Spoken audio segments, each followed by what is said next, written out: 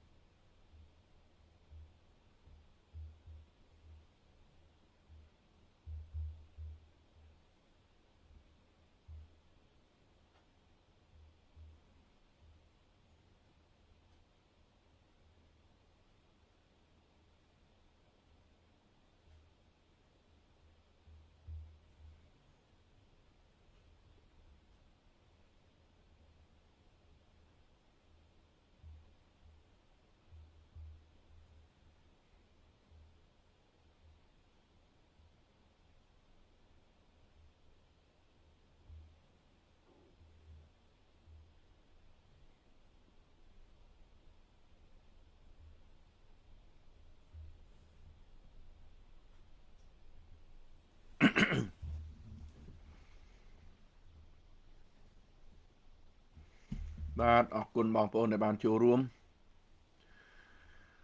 បងឡែនសួស្ដីពីចម្ងាយកវីអភ័ព្វត្រូវការយុត្តិធម៌ជ្រាបសួរលោកបាទអរគុណ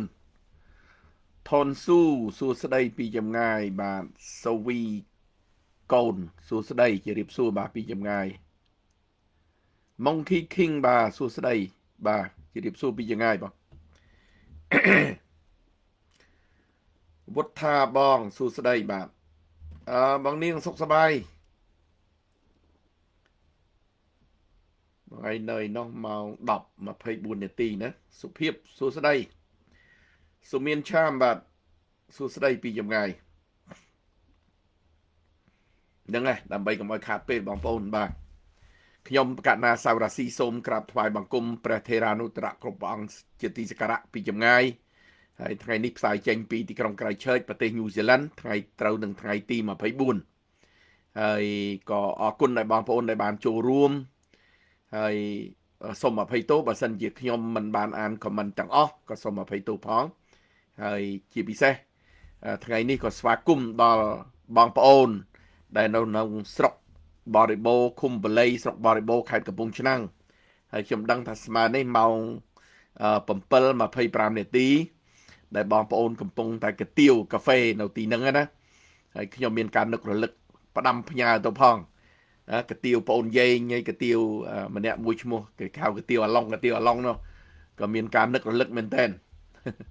ជាពិសេសកាទៀវមួយនៅកាច់ប្អូនយាយសាចូលណាមិនដឹងថាទៅដល់ណាទៅដល់ណីទេមិនដែលបានជួបគ្នាទេគ្រាន់តែថាមានការនឹករលឹកដែលយើងធ្លាប់កាទៀវជាមួយគ្នាហើយកាយហើយក៏ផ្ដាំផ្ញើដល់ញាតិមិត្តដែលធ្លាប់អង្គុយញ៉ាំកាទៀវជុំគ្នាតែងតែសំណេះសំណាលហើយពិសេសដល់បងប្រុសម្នាក់ដែលជាតួលខោនម្នាក់តែខ្ជិលបញ្ចេញឈ្មោះគាត់អតីតក៏ធ្លាប់រាប់អានគ្នានឹកឃើញអនុស្សាវរីយ៍ មិនភ្លេចទេនៅតែមានអនុស្សាវរីយ៍ដដែលបើទោះបីជាខ្ញុំនៅឆ្ងាយក៏ដោយក៏នៅតែមានការនឹករលឹកបាទជាពុនពេកបាទកវីអភ័ព្វត្រូវការយុត្តិធម៌ថ្ងៃណាទៅយើងរើរួចពីរបបអូកូននេះខ្មែរចិត្តហួសពេលហើយអត់ហួសទេបងអត់ហួសទេកវីអភ័ព្វគឺតន់ពេលបាទហ៊ុយវីសួស្ដីពីចម្ងាយអូហេងហេងលីបាទសួស្ដីពីចម្ងាយសវណ្ណាវីអង្គសួស្ដីសុភាពបាទអរគុណផាល់ម៉ារីបាទអរគុណពីចម្ងាយហ៊ុយតាំងអូអរគុណបងប្រុសបានចូលរួមនាងយុនបាទសុខសប្បាយអរគុណបាទពៅ Good morning បងរាស៊ីបាទអរគុណបាទហេងលីបាទអរគុណពីចម្ងាយសុមានឆាមអរគុណបាទម៉ុងគីបាទសួស្ដីពីចម្ងាយថ្ងៃនេះបងប្អូនឃើញនៅក្នុងវិធានបទរបស់ខ្ញុំបានដាក់វិធានបទមួយហាក់បីដូចជារៀងជ្រៅបន្តិចក៏ប៉ុន្តែមិនជ្រៅទេហើយនេះជាការពិតគឺនៅក្នុងវិធានបទខ្ញុំដែលដាក់នៅក្នុងថ្ងៃនេះគឺរបបតកូលហ៊ុនណាចុះទឹកកពើឡើងលើខ្លាជួលព្រៃបាឡាជួលផ្សារប៉លិសមិនបានខ្ញុំដាក់បែបហ្នឹងបងប្អូនយើងឃើញហើយថាមួយរយៈកន្លងទៅយើងតែងតែឈប់សុំបន្តិចបងប្អូនណា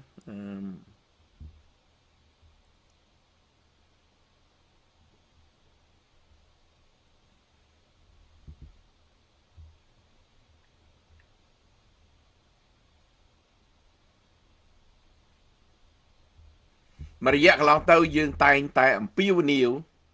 សូមឲ្យលោកហ៊ុនសែននឹងងាកត្រឡប់មករកប្រជាធិបតេយ្យវិញកសាងប្រទេសឡើងវិញស្ដារសេរីភាពជូនប្រជាពលរដ្ឋស្របជាមួយនឹងច្បាប់រដ្ឋធម្មនុញ្ញរបស់ខ្មែរក៏ដូចជាកិច្ចព្រមព្រៀងទីក្រុងប៉ារីសតែរបបលោកហ៊ុនសែនខូខើកាន់តែជ្រៅទៅធៀពងបាទសួស្ដីពីចម្ងាយហេងបាទសួស្ដីលោកពូបាទអរគុណហេងបាទអញ្ចឹងរបបលោកហ៊ុនសែនគាត់អត់មានខ្វល់អីទេគាត់អាងខ្នងរបស់គាត់នៅខាងកើតអញ្ចឹងអ្វីដែលគាត់ធ្វើគោលបំណងរបស់គេគឺបំផ្លាញប្រជាពលរដ្ឋខ្មែរឲ្យខ្ទេចដើម្បីយកបរទេសជ្រៀតចូលមកច្រេះស៊ីដែកអញ្ចឹងនយោបាយលោកហ៊ុនសែនគឺច្រេះស៊ីដែកអត់ខ្វល់ពីជាតិសាសន៍ខ្មែរមួយនេះអត់ទាល់តែសោះលោកហ៊ុនសែនស្រឡាញ់ជាតិខ្មែរតែបន្តិចគឺយើងរស់មិនពិបាកដល់ម្លឹងទេបងប្អូនក៏ប៉ុន្តែអត់ទេគាត់អត់មានឈាមជ័រជាខ្មែរតតែសោះអ្វីដែលគាត់ធ្វើកន្លងទៅនេះយើងតែងតែអំពាវនាវលោកហ៊ុនសែនងាកមកអ្នកប្រជាធិបតេយ្យរហូតពេលខ្លះខ្ញុំអំពាវនាវរហូតដល់ប្រទេសញូហ្សេឡង់ខ្ញុំធានាថានឹងជួយពួកគាត់នឹងឲ្យបានមករស់នៅប្រទេសញូហ្សេឡង់ទៀតក៏ប៉ុន្តែបើយើងគិតមកដល់ឥឡូវនេះហាក់បីដូចជាជ្រាបន្តិចហើយជ្រេបន្តិចហើយបើពាក្យខ្មែរយើងនិយាយថារៀងហួសពេលហើយលោកហ៊ុនសែនរៀងហួសពេលហើយមិនបានខ្ញុំហ៊ាននិយាយអះអាងបែបនេះលោកហ៊ុនសែនសាងកំហុសចុងក្រោយដែលទេវតាដាក់ទោសលោកគឺឧក្រិដ្ឋកម្មអនឡាញគ្មានពិភពលោកណាគេអនុញ្ញាតគេខមាល់ទោសឲ្យលោកគ្មានទេបងប្អូនគ្មានទេខ្ញុំហ៊ានដាក់ស្អីក៏ដាក់ដែរបងប្អូនហេងបាទសុខឿនបាទជម្រាបសួរពីចម្ងាយបាទសវនរ៉ូសបាទជម្រាបសួរបងអរគុណខ្ញុំហ៊ានដាក់អីក៏ហ៊ានដែរបងប្អូនចុងក្រោយនេះរបបលោកហ៊ុនសែនដូចទេវតាដាក់ទោសគាត់អញ្ចឹងគាត់អាងគាត់យ៉ាងគ្រប់បែបយ៉ាងទាំងអស់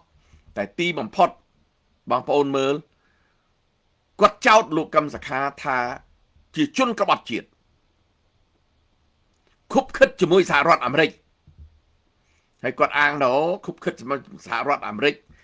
កមិនធ្វើអីគាត់បានគាត់ធ្វើតាមចិត្តធ្វើទៅ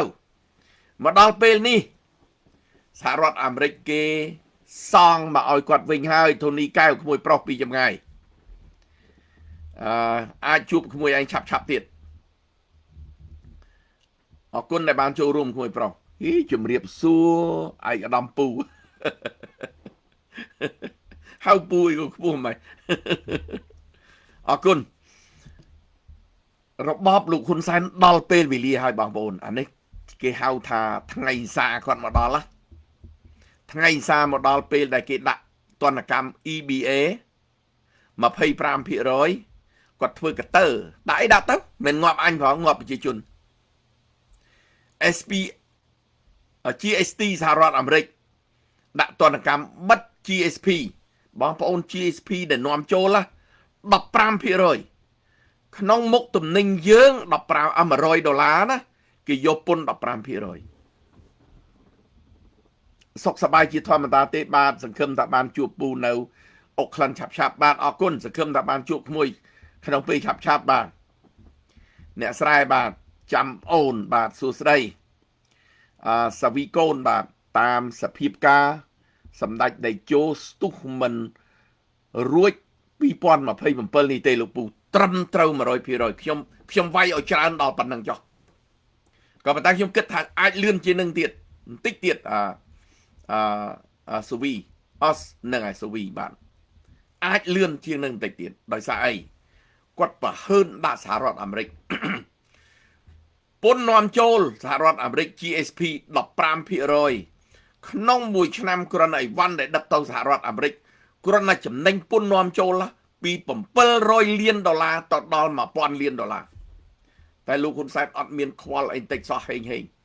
អត់ខ្វល់និយាយសួរពីយ៉ាងណាគាត់អត់ខ្វល់តតែសោះគាត់គិតថាអីហើយដាក់ទណ្ឌកម្មអីដាក់ទៅអញអត់ងាប់ទេ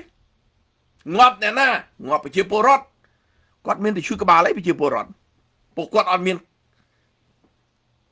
អាណិតអាសូរប្រជាពលរដ្ឋខ្មែរផងហ្នឹងគាត់គិតតែពីខាងកើតហ្នឹងប្រជាពលរដ្ឋខ្មែរដែលគាត់គិតឯងវេទនាឯងរត់ចេញពីប្រទេសអស់ទៅអញនាំមកខាងកើតចូលមកគោលដៅគាត់តែប៉ុណ្្នឹងពួកគាត់ត្រូវជាមួយគេអញ្ចឹងគេឲ្យគាត់ការពារអំណាច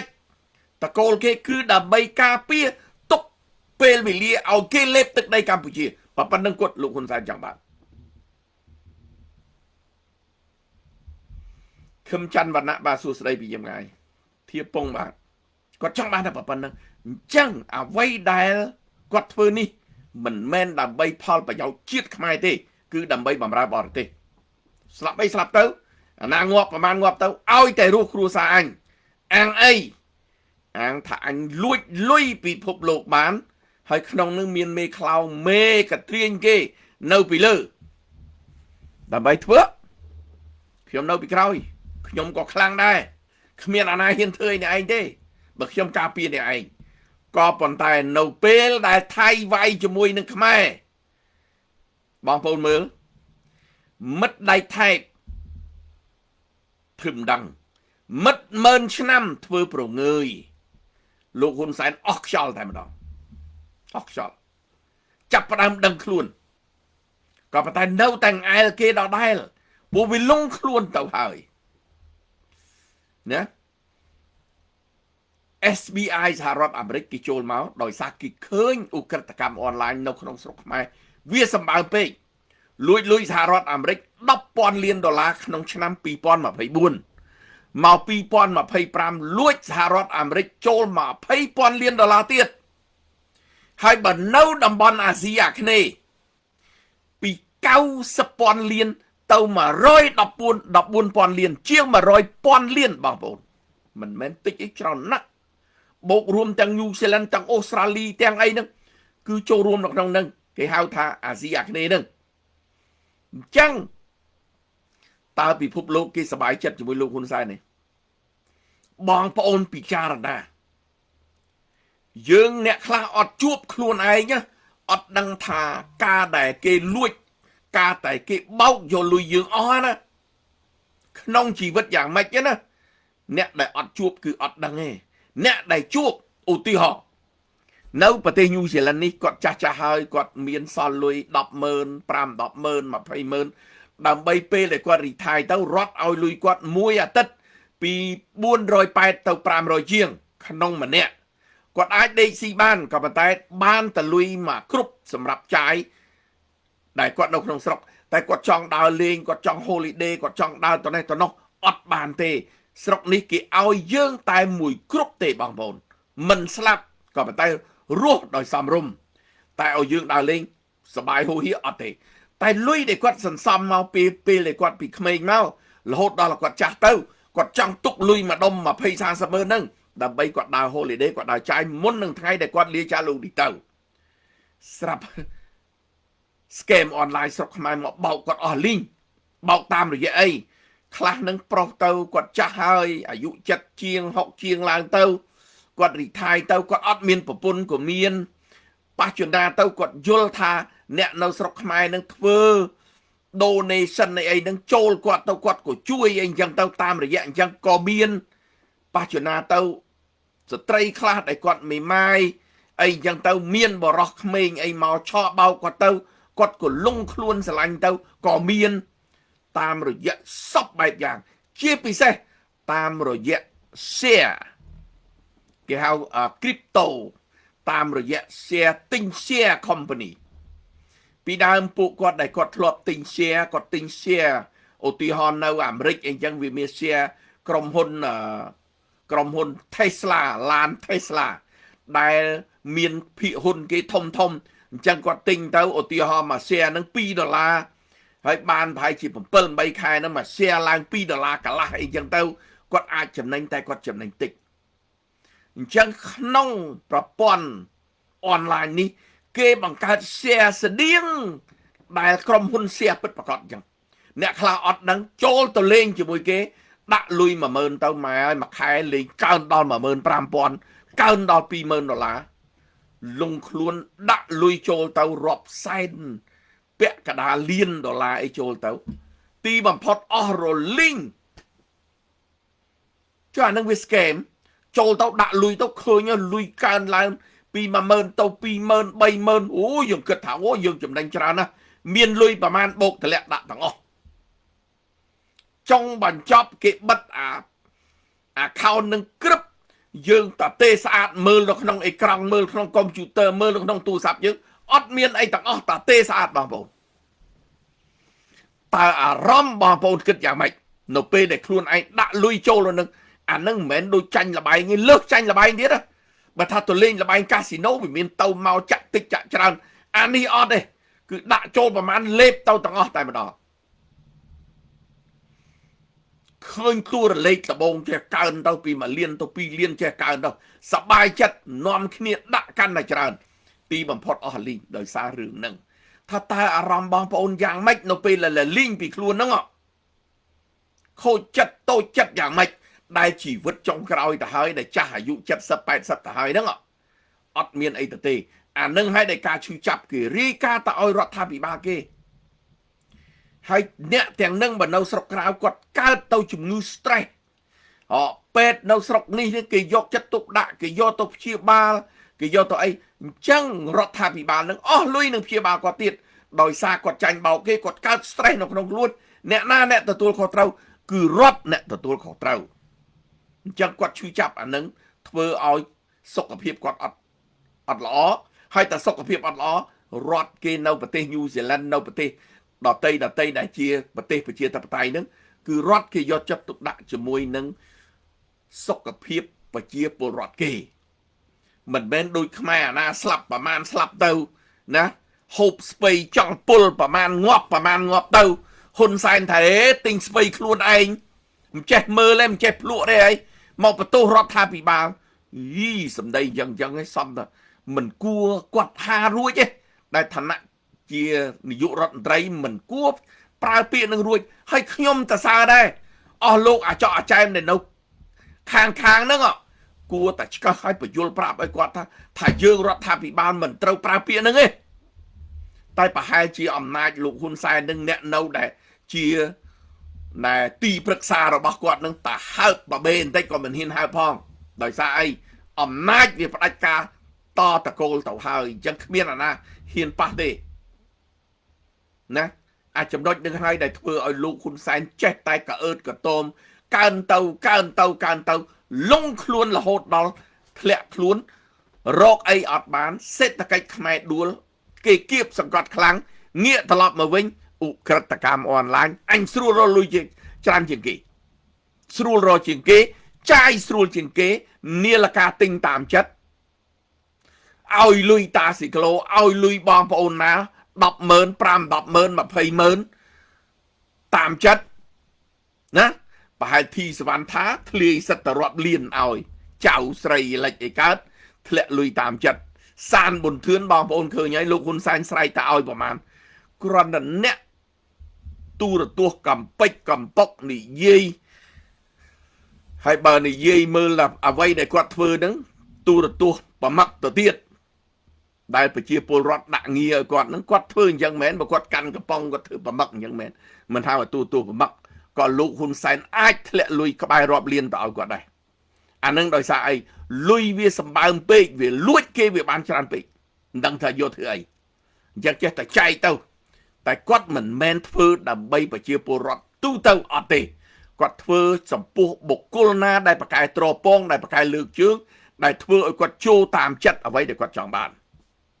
ចឹងងាកត្រឡប់មកវិញឧក្រិដ្ឋកម្មអនឡាញឥឡូវគេសងមកឲ្យគាត់វិញហើយចឹងហើយបានវិធានបទខ្ញុំថ្ងៃនេះលោកហ៊ុនសែនរបបតកូលហ៊ុនចុះទឹកកពើឡើងលើខ្លាចូលព្រៃបាឡាចូលផ្សារប៉ូលីសណារឿងអីបងប្អូនឃើញថ្មីនេះណាទី1ស្ថានទូតអាមេរិកដែលបានដកចេញពីស្រុកខ្មែរហើយអាមេរិកគេមិនដាក់ស្ថានទូតអគ្គរដ្ឋទូតគេចូលមកប្រទេសកម្ពុជាដោយសារអីដោយសារលោកហ៊ុនសែនមើលងាយអាមេរិកលោកហ៊ុនសែនវាយតម្លៃអាមេរិកថាអន់លោកហ៊ុនសែនទំនាក់ទំនងជាមួយអាមេរិកមិនល្អចឹងគេអត់ដាក់ទេក្រោយពីគេអត់ដាក់វាយជាមួយថៃផ្ទុះឡើងណាអស់ច្រកហ៊ុនម៉ាណែតរត់ទៅពឹងតែត្រាំដើម្បីបញ្ចប់សង្គ្រាមដោយភ័យ F19 មកដល់16មកដល់ទួលកសាំងចឹងធ្វើឲ្យអាមេរិកបានលូកដៃរឿងនៅស្រុកខ្មែរដល់ឥឡូវនេះលូកដៃហើយគេជួយបញ្ចប់សង្គ្រាមនៅប្រទេសថៃរវាងខ្មែរនិងថៃហើយអារឿងអ្នកឯងសញ្ញេកាត់ដីឲ្យគេអីសហរដ្ឋអាមេរិកអត់ពាក់ព័ន្ធទេតែគេគ្រាន់តែបញ្ចប់កុំឲ្យមានសង្គ្រាមផ្ទុះឡើងប្រជាជនស្លាប់ទាហានស្លាប់មួយរយៈទីបំផុតលោកហ៊ុនសែនទៅស្ពះចិនឆ្កយគេអត់ដឹង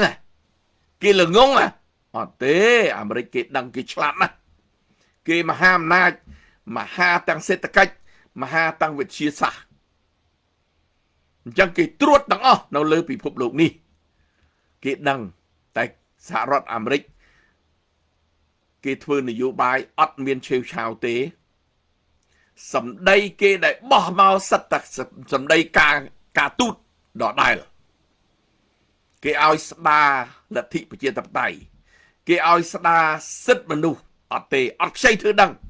ហើយមិនត្រឹមតែអត់ធ្វើដឹងទៀតប្រទេសណាក៏ដោយកុំឲ្យលូកដៃរឿងខ្មែរអូខេរឿងខ្មែរឥឡូវរឿងខ្មែរអ្នកឯងលួចលុយពិភពលោក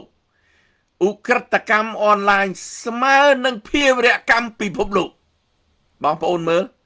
កាលភាវរកម្មពិភពលោក Bill Clinton ស្អីដែលទៅបុកកប៉ាល់ហោះនៅអាគារពាណិជ្ជកម្មនៅអាមេរិកនៅអីអាមេរិកតាមកំតិចតលខ្ទេចឥឡូវមកដល់ឧក្រិដ្ឋកម្មអនឡាញផ្ទុះចេញពីស្រុកខ្មែរនៅពិភពលោកគ្មានប្រទេសណាដែលជឿនលឿនឧក្រិដ្ឋកម្មអនឡាញដូចកម្ពុជាទេកាស៊ីណូស្របច្បាប់ដែលមានអាជ្ញាប័ណ្ណពីរដ្ឋ165អត់អាជ្ញាប័ណ្ណក្បែរ100ទៀតអញ្ចឹងជាង200កាស៊ីណូសុទ្ធសឹងតែជាឧក្រិដ្ឋកម្មអនឡាញនៅកាស៊ីណូនឹងគេអត់ដឹងគេភ្លឺគេដឹងនឹងហើយបានអ្នកស្រីថៃថងឋានយកអាលេសនឹងថាកំតិចឧក្រិដ្ឋកម្មអនឡាញដែលនៅខាងកើតប្រទេសរបស់ថៃធ្វើឲ្យហ៊ុនសែនលោតក៏ជ្រុលពឹបក្តៅកាហាយផ្ទុះសង្គ្រាមបឹងរវាងខ្មែរជាមួយនឹងថៃបាត់ទឹកដីជាង70កន្លែងដោយសារនរណាដោយសារតកូលហ៊ុនអត់មានដោយសារនរណាទេមិនមែនសង្គ្រាមរវាងខ្មែរនិងថៃទេគឺសង្គ្រាមរវាងគ្រួសារតកូលហ៊ុននិងគ្រួសារសាក់ស៊ីនតែមួយគត់ដែលធ្វើឲ្យខ្មែរបាត់បង់ទឹកដីកម្ពុជាជាង70កន្លែងអញ្ចឹងមកដល់ពេលនេះអ្នកឯងប្រកែពេកហើយអញ្ចឹងហើយបានស្ថានទូតអាមេរិកដែលមានលោក Christopher គាត់អញ្ជើញចូលមកដាក់ស្ថានទូតនៅអាមេរិកគាត់ប្រកាសសំខាន់ទី1 ពេលដែលគាត់មកដល់ប្រទេសខ្មែរគាត់ត្រូវកំទេចឧក្រិដ្ឋកម្មអនឡាញបូកនឹងអ្នកនៅពីក្រោយឧក្រិដ្ឋកម្មអនឡាញស្ថានទូតគេប្រកាសមិនមែនគេចេះតែនិយាយទេបងប្អូននេះជាផែនការរបស់សហរដ្ឋអាមេរិកសុទ្ធសាធមាត់ស្ថានទូតគឺជាសម្លេងរបស់សហរដ្ឋអាមេរិកជាតំណាងរបស់សហរដ្ឋអាមេរិកមកនិយាយនៅប្រទេសខ្មែរនិយាយប្រកាសទូទាំងពិភពលោកថាសហរដ្ឋអាមេរិកមកជន់ទឹកដីកម្ពុជាលើកនេះគឺទី1កំទេចឧក្រិដ្ឋកម្មអនឡាញទី2កំទេចអ្នកណានៅពីក្រោយបងប្អូនមើលទៅអ្នកណានៅពីក្រោយចិនស៊ីជានរណាទីប្រឹក្សាលោកហ៊ុនសែនទីប្រឹក្សាលោកហ៊ុនម៉ាណែតទីប្រឹក្សាសខេងសសុខាហេងសំរិនហើយមានឋានៈជាស្មើនឹងរដ្ឋមន្ត្រីកាន់សញ្ជាតិខ្មែរជានរណាដើរជាមួយលោកហ៊ុនសែនដើរចេញលុយឲ្យលោកហ៊ុនសែនទិញសបែបសយ៉ាងឲ្យលោកហ៊ុនសែន donation ទៅកាកបាទក្រហមរាប់សិបលានទៅតាមជានរណារដ្ឋាភិបាលនៅពីក្រោយចិនស៊ីចឹងហើយបានភ័យខ្លួនអាមេរិកបានកាត់ទោសចិនស៊ីចង់ចាប់ចិនស៊ីទៅកាត់ទោសនៅអាមេរិកលោកហ៊ុនសែនភ័យបញ្ជូនទៅចិនដោយសារអីបំបត្តិផោះតាងបើចិនស៊ីទៅដល់អាមេរិកច្បាស់ជាស្លកពឹសនៅពីក្រោយហើយអញ្ចឹងរុញទៅប្រទេសចិនតែត្រូវច្បាប់ឯងបងប្អូនអត់ត្រូវតល់តែសោះដោយសារអីចិនស៊ីលាសញ្ជាតិចិនហើយបានមកចូលសញ្ជាតិខ្មែរហើយនៅប្រទេសចិនណាខ្ញុំបញ្ជាក់ឲ្យបងប្អូននៅប្រទេសចិនជនជាតិចិនណាក៏ដោយឲ្យតាកាណាលាឲ្យកាណាចូលសញ្ជាតិផ្សេងហើយសញ្ជាតិចិនគឺអូតូម៉ាទិកត្រូវលុបបាត់អញ្ចឹងហើយបានចិនមកនៅប្រទេសញូហ្សេឡង់ 99% គេយកតែ permanent resident ទេគេអត់ចូលសញ្ជាតិទេកាលណាគេចូលសញ្ជាតិគេត្រឡប់ទៅស្រុកចិនដូចបរទេសចូលលេងប្រទេសចិនអញ្ចឹងគេអត់ចូលសញ្ជាតិដាច់ខាតធូនីបាទមេ SBS ចូលនៅក្នុងផ្ទះហើយបោកគេលែងបានត្រឹមត្រូវពូនឹងនិយាយអារឿងហ្នឹងឲ្យបងប្អូនស្ដាប់បន្តិចទៀតក៏ប៉ុន្តែពូចាប់ផ្ដើមតាក់ទងទី1គឺស្ថានទូតសហរដ្ឋអាមេរិកចូលទៅហើយមិនត្រឹមតែឧក្រិដ្ឋកម្មអនឡាញទេណាគេបញ្ជាក់ថាគេនឹងស្ដារលទ្ធិប្រជាធិបតេយ្យជាពិសេសសិទ្ធិមនុស្សសិទ្ធិនៅក្នុងការបញ្ចេញមតិសិទ្ធិនៅក្នុងការចូលរួមនានាអញ្ចឹងលោកហ៊ុនសែនអស់ច្រកហើយលើកនេះអស់ច្រកហើយពេលដែលស្ថានទូតអាមេរិកគេប្រកាសគឺស្មើនឹងប្រទេសអាមេរិកគេប្រកាសតែម្ដងអញ្ចឹងសម្លេងសហរដ្ឋអាមេរិកនេះហើយបានឲ្យមេ SBI ចូលមកកម្ពុជាតែមុននឹងចូលកម្ពុជាគេទៅស្រាវជ្រាវនៅប្រទេសថៃសិនថាតើកម្ពុជានឹងមានឧក្រិដ្ឋកម្មអនឡាញបែបណាខ្លះហើយគេតាមដានថាតើឧក្រិដ្ឋកម្មអនឡាញចេញពីពិភពឡាប្រទេសនេះឯងមានអត់ថៃគេប្រកាសគេថាគេមានប្រទេសញូហ្សេឡង់ក៏មានឧក្រិដ្ឋកម្មអនឡាញដែរតែតិចហើយនឹងច្រើនក៏ប៉ុន្តែឧក្រិដ្ឋកម្មអនឡាញដែលកើតនៅបណ្ដាប្រទេសនានាគឺរដ្ឋាភិបាលនឹងតាមកំទេចតាមកំចាត់ទាំងអស់លើកលែងតែកម្ពុជាមិនមែនតាមកំទេចតាមកំចាត់ទេគឺអស់លោកនឹងនៅពីក្រោយអានេះដែលគ្រោះថ្នាក់អានេះហើយដែលខ្មែររើរួចបងប្អូន CPP អ្នកត្រ CPP មកថ្ងៃនេះចង់ដាក់អីជាមួយសាវរាស៊ីហ៊ានដាក់របបលោកហ៊ុនសែនអស់ច្រកហើយបងប្អូនអស់ច្រកហើយ SBI គេចូលមកម្ដងនេះណាបង្ហាញពីជំហរសហរដ្ឋអាមេរិកទី1កម្ចាត់ឧក្រិដ្ឋកម្មអនឡាញឲ្យអស់ហើយបងប្អូនពិចារណាមើលកម្ចាត់ឧក្រិដ្ឋកម្មអនឡាញអ្នកណានៅពីក្រោយឧក្រិដ្ឋកម្មអនឡាញណាបងប្អូនបើសហរដ្ឋអាមេរិកគេរកឃើញកុកអានលីចុងផាត់ហ៊ុនតូបណ្ដាមេដឹកនាំធំទៀត28នាក់តើលោកហ៊ុនសែនអាចចាប់ហ៊ុនតូទេហ៊ុនម៉ាណែតអាចចាប់ហ៊ុនតូទេលោកហ៊ុនសែនអាចចាប់លីចុងផាត់ទេបើលីចុងផាត់ជាមេកាន់លុយឲ្យគណៈបកប្រជាជនតើអាចចាប់ទេអាចចាប់ដែរលោកហ៊ុនសែនព្រោះមនុស្សលោកហ៊ុនសែនតទាល់ច្រក ត្រីចដោស៊ីកូនឯងហើយអាណាងាប់ប្រមាណកឆេងងាប់ទៅឲ្យតែអញរស់នេះកំណត់លោកហ៊ុនសែនគឺអញ្ចឹងអាចដល់ពេលលីចុងផាត់អាចដល់ពេលកុកអានក៏ប៉ុន្តែមិនអាចដល់ពេលគ្រួសារគាត់ទេខ្ញុំអត់ជឿអានេះហើយដែលខ្ញុំនិយាយថាលោកហ៊ុនសែនចុះទឹកកពើឡើងលើខ្លាចូលព្រៃបលាចូលផ្សារបលិស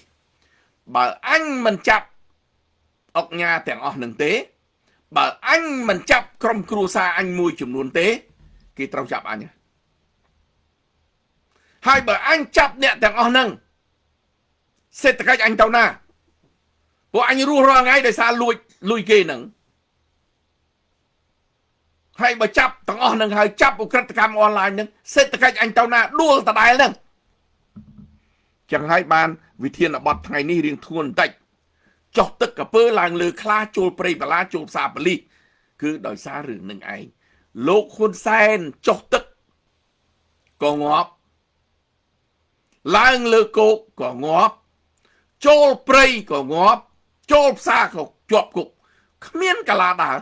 ខ្ញុំមើលទៅលោកហ៊ុនសែន2 បូក 2ត្រូវតែចេញ4អត់មានចេញ5ទេ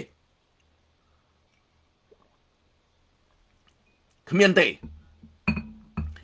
SBI គេចូលមកដើម្បីអីបងប្អូនដោយសារស្ថានទូតអាមេរិកគេប្រកាសគឺរដ្ឋាភិបាលអាមេរិកគេអ្នកប្រកាសនឹងហើយតែមាត់ស្ថានទូតជាអ្នកដូចអ្នកពំនាំពាក្យរដ្ឋាភិបាលអញ្ចឹងតែស្ថានទូតដែលប្រចាំនៅខ្មែរគឺគេត្រូវឲ្យស្ថានទូតអ្នកនិយាយដើម្បីឲ្យមានឥទ្ធិពលនៅក្នុងប្រទេសខ្មែរអញ្ចឹងទទួលពេលដែលគេចូលមកគេត្រូវយក SBI ដើម្បីមកតាមដានដើម្បីមកបញ្ជាក់ថាគេនឹងធ្វើអ្នកឯងហើយក្នុងនឹងមិនមែនត្រឹមប៉ុណ្្នឹងទេណាស្ដារប្រជាធិបតេយ្យសិទ្ធិមនុស្សនៅកម្ពុជាហើយគេបញ្ជាក់ទៀតទាំងសិទ្ធិ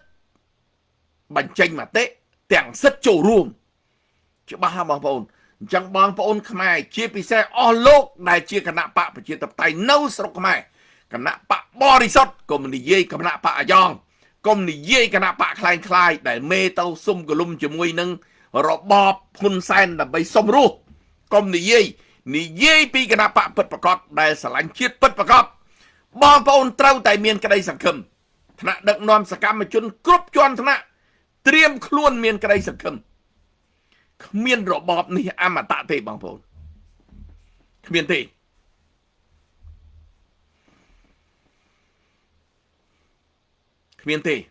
ហើយទន្ទឹមនឹងបងប្អូនឃើញទេអ្នកនាំពីអង្គការសហប្រជាជាតិក៏ចូលមកពេលជាមួយគ្នាហើយមកផគេបងប្អូនហេតុដូចម្ដេចបានជាមានអ្នកនាំពីអង្គការសហប្រជាជាតិគឺដោយសារមានកិច្ចព្រមព្រៀងទីក្រុងប៉ារីសឆ្នាំ91នឹងហើយ$23នឹងហើយបានមានអ្នកនាំពាក្យអង្គការសហប្រជាជាតិបញ្ហាសិទ្ធិមនុស្សនៅកម្ពុជាហើយលោកហ៊ុនសែនតែងតែលុបថាកិច្ចព្រមព្រៀងទីក្រុងប៉ារីសងាប់ហើយកិច្ចព្រមព្រៀងទីក្រុងប៉ារីសឆ្នាំ91នឹងបាត់ហើយ$23នឹងងាប់ហើយតែបើសិនជា$23ងាប់ហេតុដូចម្ដេចបានជាអ្នកនាំពាក្យណាអង្គការសហប្រជាជាតិនៅតែដំណើរការនៅតែចូលមកធ្វើការនៅប្រទេសខ្មែរធ្វើអីណាអញ្ចឹង2 បូក 2ចេញ4លោកហ៊ុនសែនឈប់ពោប្រជាពលរដ្ឋខ្មែរតទៅទៀតទៅផគេលែងបានហើយណាដោយសាររឿងហ្នឹងអញ្ចឹងបងប្អូនត្រូវច្បាស់ថាមានអ្នកនាំពាក្យអត់មែនអ្នកនាំពាក្យអ្នកនាំពាក្យអង្គការសហប្រជាជាតិផ្នែកសិទ្ធិមនុស្សមកចូលមកកម្ពុជាគឺដោយសារមានកិច្ចព្រមព្រៀងទីក្រុងប៉ារីសអញ្ចឹងលោកហ៊ុនសែនថាកិច្ចព្រមព្រៀងទីក្រុងប៉ារីសងាប់អត់ទេនៅតែរស់ដដែលលើកលែងតែអត់មានអ្នកនាំពាក្យអង្គការសហប្រជាជាតិផ្នែកសិទ្ធិមនុស្សនៅកម្ពុជាអានឹងប្រហែលជាអាចថាលោកហ៊ុនសែនផបានមែនតែបើមានគេចូលមកគឺផអត់បានទេហើយអ្នកនាំពាក្យអង្គការសហប្រជាជាតិដែលចូលមកគឺគេសង្កត់ធ្ងន់ថាត្រូវតែរបបលោកហ៊ុនសែនកែប្រែមុខមាត់ឡើងមកវិញតាក់ទងជាមួយនឹងសិទ្ធិមនុស្សនៅកម្ពុជាណា chẳng lúc hôn sen cả la na bom bồn cái chốc mau ơi cái chốc mau sói tại mà đòn nâng đôi bịa mai cái tha này chỉ ôn việc đã rạ việc thưa đó lúc hôn sen đal pel hơi nè tí môi vây lúc cắn tại chả tí pi đal pel chỉ ôn lúc cắn tại chốc hơi lâu rạ chạp đam thưa hơi nè mau cướp chung bom bồn mau cướp chung chẳng bom bồn trâu tại miền cái đây sẵn khẩm thà lực ní mai trâu tại rụi khuôn có bọn tay cùng ao miền cái đây sẵn khẩm hơi để đuôn là mua xăm kích á đôi biết cái thà để đuôn là mua xăm kích chưn tình tích thà chư đá công mỗi sọ nâng công mỗi sọสมัยโปดเวียสำหรับเจ้าเนี่ยได้ดวลละมูลสามคริสนั่งไงเวียทาเนี่ยชื่อธรรมดาก็ได้เนี่ยชื่อปัดประกอบก็ได้คือวิยกอภินั่งโยมมาปราดำใบสำหรับขมายดำใบถือบาปขมายคือทาเปียนั่งก็มาไต่ยืงยกเปียนี้โยมมาปราคือดำใบปุ่งเร่งจมโหไปเจียบรอดกันไปปุ่งเร่งยุบชนขมายกลมเอาประเดี๋ยวดวลละมูลสามคริสอ่อยซอกลมอ่างท้อสหรัฐอเมริกาโจลมาให้ SBI กิโจลมาให้anh mình xây to su anh mình xây thứ ấy tặng sao ọt bàn tê năm cao sập bảy mà pon của buôn rồi cao sập bảy nấu pe lại ran là rất trôi mau tức đây Campuchia luôn anh chia nhau khai tàu chia này vô răn mà trai tì mui đây đua là nâng anh cái hao thà đây đua là mua xăm kịch nâng anh đòi xa ai mà đó bốc rồi lui một đó kết tập bị say nè bằng cao ở miền say này chấm non nâng miền là chưa rơ này bỏ cả nhà pin bật đi đó là chẳng hay dốt bỏ cả nhà xa nâng làm bay tục chỉ trai mốc nè pe nâng nhom mẹ lực lục hôn sai này ran là rất thơ ca mà ngay tập buồn màu dạng chán pra màu sao pi màu sao bay màu chỉ cả bao họ đào rô sậy nó ở đằng hay nè na nè ở cả bao họ thanh bồn ma chia nào na đầy sam hôn sai chẳng cái ở cả bao họ ran là rất đầm bay bùng vô ở ran là rất vùng vênh pi ẩm nạt kết ta sbai hôn sai thưa ca bầm bay màu hay luốt và chung sầm ngặt kia kê pi màu tiệt mà ngay đập màu pi tận đập màu bùng rưng ra cho na sầm pon kia ở rưng mà vinh tích lục ran là rất bắt đầu nâng đôi xa ấy đôi xa là mua xăm kịch nâng chẳng bằng ôn công là mua xăm kịch có đôi bà tu bay chia rõ bọp nâng tuân có co dạng na cả đôi chuan là chọp bà túc ao pu nâng ngợp lại mà vinh chặt bọ dương ngọp ấy chẳng ọt thế cả na tuân hai chuan có co chắp có co chọp có mọi chắp luôn prang tangออกเนี่ยบางปอนដើម្បីផលប្រយោជន៍ជាតិចឹងប្រយ័ត្នប្រយែងមែនទែនបងប្អូនពីបញ្ហាហ្នឹងខ្ញុំអភ័យទោសសូមអានខមមិនបងប្អូនតិចណាបងប្អូនណាធៀពងយាយ៉ាតមួយឆ្នាំគត់ខែមេសា2024ដល់ខែមេសា2025ខ្ញុំបាទឈ្មោះយ៉ាតឆាតប្រកបមុខរបររស់ស៊ី03យ៉ាងមួយបោះបន្លែលក់ទី2រកស៊ីមុខរបរ3យ៉ាងសំទោសទី1បោះបន្លែលក់ទី2ផ្លែឈើលក់ទី3រើសអេចាយសូមមេត្តាជ្រាបអរគុណបោះបន្លែលក់បេះផ្លែឈើលក់បន្លែមិនបើបន្លែពីកើតគេមកសឹងដាច់ទាំងអស់ហើយនឹងខ្មែរយើងដាំបន្លែឈូសបន្លែចោលនឹងបន្លែមែនលក់មកកញ្ច្រែងពីរកញ្ច្រែងមកកូនល្មក់អីតិចតួចប្រហែលជាអាចដាច់តែបើរៀងធ្វើរៀងធំដុំបន្តិចអត់មានទីផ្សារទេបងប្អូននេះដោយសារអីយុទ្ធសាស្ត្រនយោបាយសេដ្ឋកិច្ចរបស់បរទេសហើយរាល់ថ្ងៃនេះណាផលិតនៅខ្មែរ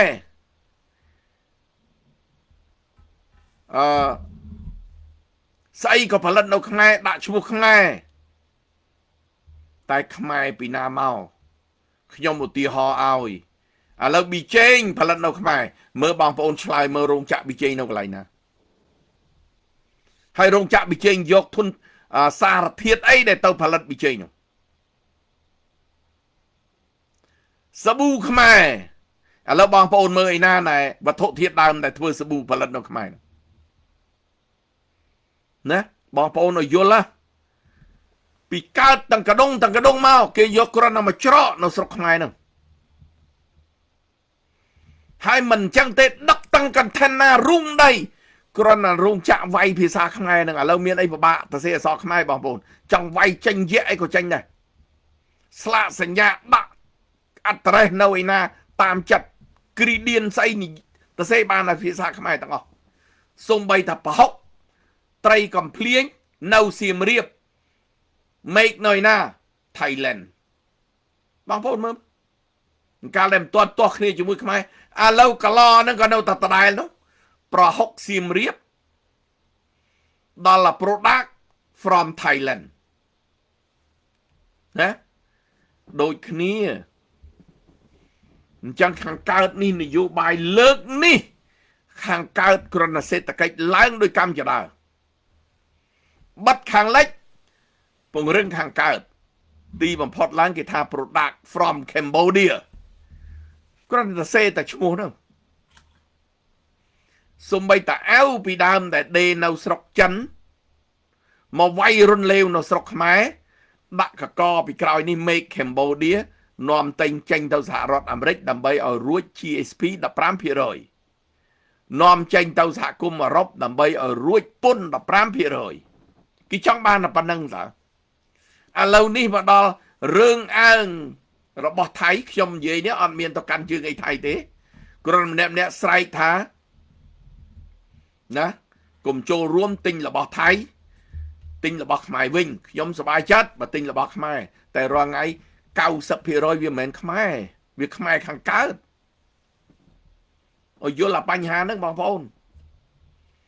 យ៉ាងយាយាតបាទបេះផ្លែឈើខ្ញុំក៏មានការចូលរួមដែរខ្ញុំជឿថាពិបាកមែនតែនបាទសាមឌីបាទហ៊ុនសែន is waiting for Khmer rule code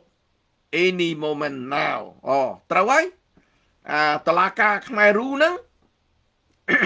ដែលគេបង្កើតឲ្យមានតឡាការខ្មែរក្រហមហ្នឹងគោលដៅរបស់គេចាប់ឲ្យអស់អ្វីដែលសំណល់របស់ខ្មែរក្រហមតែលោកហ៊ុនសែនអាងអំណាចយកលុយពីអង្គការសហប្រជាជាតិពីបណ្ដាប្រទេសរាប់រយលានដុល្លារគ្រាន់តែតឡាការដែលកាត់ទោសខ្មែរក្រហមប្រមាណអ្នកហ្នឹងសួរកាត់បានអីបងប្អូនពយាទុកឲ្យតានឹងស្លាប់ដោយខ្លួនគាត់ហ្នឹងណាពយាកាត់ចុះកាត់ឡើងទុកឲ្យតានឹងស្លាប់ដោយខ្លួនឯងហ្នឹង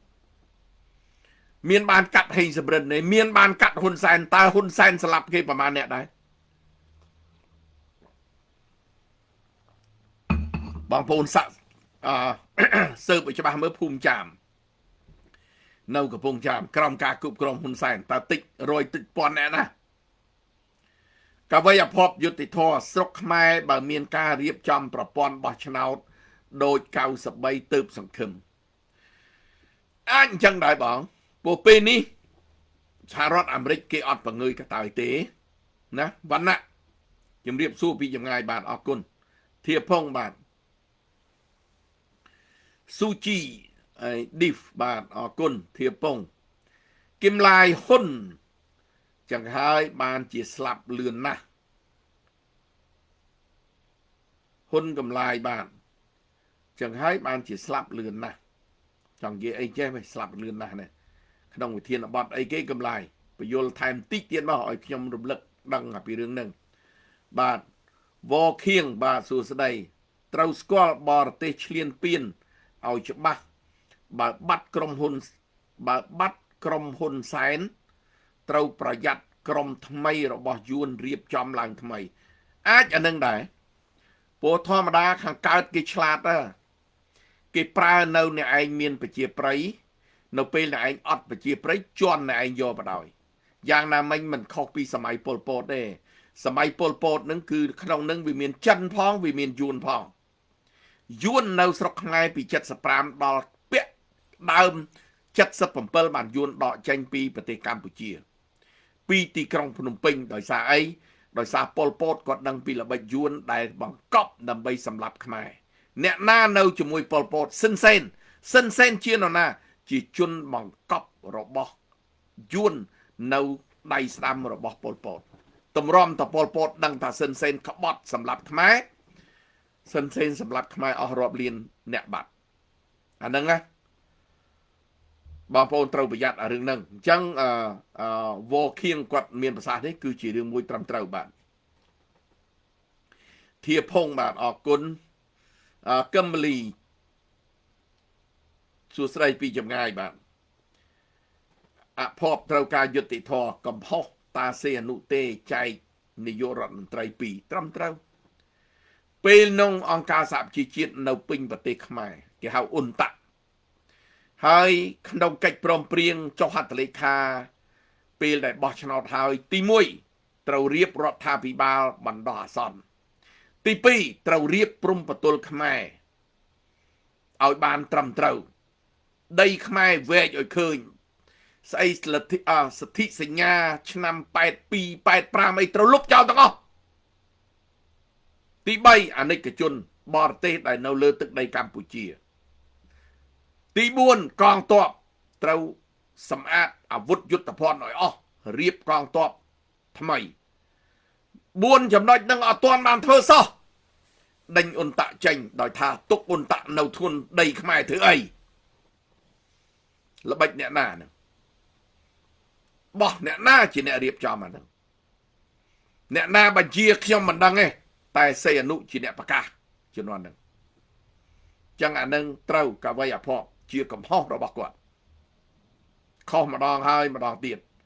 ពន្លឺតារាបាទសួស្ដីពីចម្ងាយហងជីតាលោកកត្រាបានច្បាស់ប្រវត្តិសាស្ត្រលោកកត្រាអ្វីដែលខ្ញុំនិយាយនេះគឺជាការពិតដែលខ្ញុំឆ្លងកាត់ទាំងសម័យសេអនុខ្ញុំនៅតូច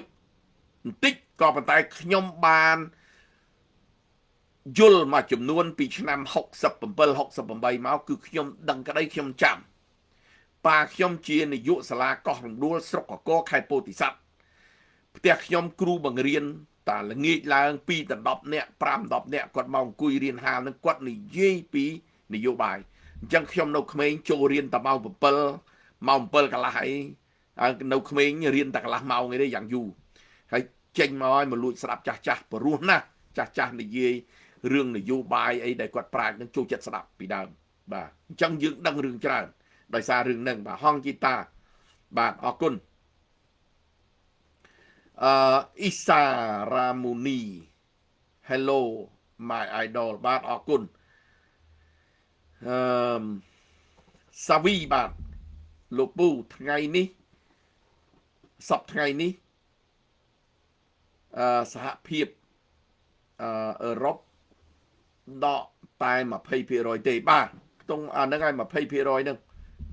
ត្រឹមត្រូវសហភាពអឺរ៉ុបនឹង20មិន25ទេខ្ញុំច្រឡំដូចនិយាយ25 20% ត្រូវហើយកូនខ្មែររាំងអង្គរបាទជំរាបសួរចន្ទធីសួស្ដីពីចម្ងាយបាទនឹងហើយចន្ទធីអរគុណច្រើនការឈឺចាប់របស់បងប្អូនរបស់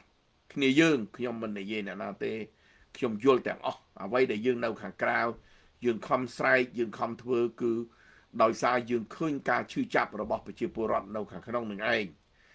ទាំងក្នុងទាំងក្រៅប្រទេសបងប្អូនបាទម៉ៅប្រុសបាទសួស្ដីពីចម្ងាយលីពងបាទលីម៉េងសួស្ដីជម្រាបសួរពីចម្ងាយថូនីសមាជិកនិងជាសកម្មជនបកកណ្ដាលអំណាចចាប់ផ្ដើមធ្វើស៊ីគ្នាឯងបណ្ដាហើយមូលហេតុគឺអត់លុយត្រឹមត្រូវនៅប្រទេសញូហ្សេឡង់ហ្នឹងណាថូនីកាលដែល7មករានេះនៅទីក្រុងក្រៃឈើចគេទៅបុកតុករហូតដល់17តុកគេត្រៀមផឹកស៊ីទៀតហើយតែអត់លុយដល់អត់លុយទៅ cancel វិញឥឡូវនឹងអត់ហើយឥឡូវគ្មានទេកុំថាឡើយគ្មានទេមានតែអស់លោក CPP នឹង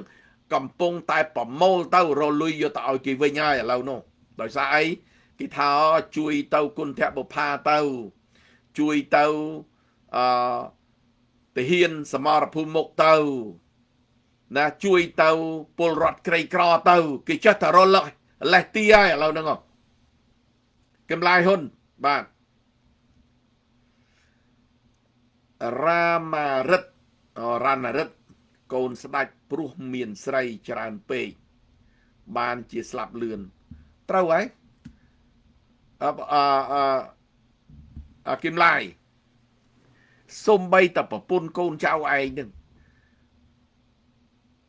ស្អីអីណែបុបស្អីផល្លាហ្នឹងជំទាវផល្លាហ្នឹងដែលប្រពន្ធចុងរ៉ានរិទ្ធហ្នឹងមិនប្រពន្ធរបស់វែងសរិវុឌ្ឍហើយទីបំផុតឡើងហ្នឹងចង់បានផល្លាហ្នឹងសុកចិត្តឲ្យលេងវែងសរិវុឌ្ឍមកគាត់មកយកធ្វើប្រពន្ធហ្នឹងហើយទីបំផុតហ្នឹងឃើញគោលដៅគឺគេហើយបើលោកហ៊ុនសែនអូស្អប់ផល្លាហ្នឹងខ្លាំងណាស់បាទយ៉ាងទីបំផុតឡើងចាញ់បោកគេធ្វើអីគេស្លាប់ទាំងវេទនាណាហើយអញ្ចឹងអីប្របាក់ទទួលឡាបងប្អូនលាវបូរីបាទហើយលោកពូបាទអរគុណកូនខ្មែរអង្គរអ្នកនិពន្ធកំណាព្យខ្មែររស់ដល់ពេលណាងាប់បាត់ហើយលោកពូអ្នកនិពន្ធកំណាព្យខ្មែររស់ដល់ពេលណាងាប់បាត់ទៅហើយលោកពូគាត់ឈ្មោះអីគេអ្នកនិពន្ធកំណាព្យខ្មែរនឹងខ្ញុំអត់ដឹងផងបាទខ្ញុំភ្លេចទៅបាទអ៊ូមឿនជម្រាបសួរលោកពូរ៉ាស៊ីបាទអរគុណចឹងឲ្យបងប្អូនយល់ពីបញ្ហាឥឡូវនេះក្តីសង្ឃឹមរបស់ប្រជាពលរដ្ឋខ្មែរត្រូវតែមានក្តីសង្ឃឹមណាត្រូវតែមានក្តីសង្ឃឹមបងប្អូនហើយយើងឃើញហើយសហរដ្ឋអាមេរិកគេបាននិយាយច្បាស់តែម្ដងប្រទេសខ្មែរគឺជាកន្លែងមួយជាមានទួនាទីមួយដែលប្រទេសខ្មែរនឹងត្រូវទាញសហរដ្ឋអាមេរិកនិងអាស៊ានដើម្បីឲ្យសហការគ្នាអញ្ចឹងបើប្រទេសខ្មែរធ្វើឲ្យអាមេរិកអស់ទួនាទីដោយសារអីខ្មែរទៅចាប់ចិនអញ្ចឹងប្រឡែងអាមេរិកចោលអញ្ចឹងអាមេរិកបើសិនមិនធ្វើឲ្យប្រទេសកម្ពុជាមានលទ្ធិប្រជាធិបតេយ្យសេរីនិងយុត្តិធម៌ត្រឹមត្រូវទេស្មើនឹងអាមេរិកដែលគេស្រែកថាអាមេរិកខ្លាកដាស់ហើយអាមេរិកក៏ពិបាកចូលមកគ្រប់គ្រងមកសហព័ន្ធជាមួយនឹងអាស៊ានបានដែរ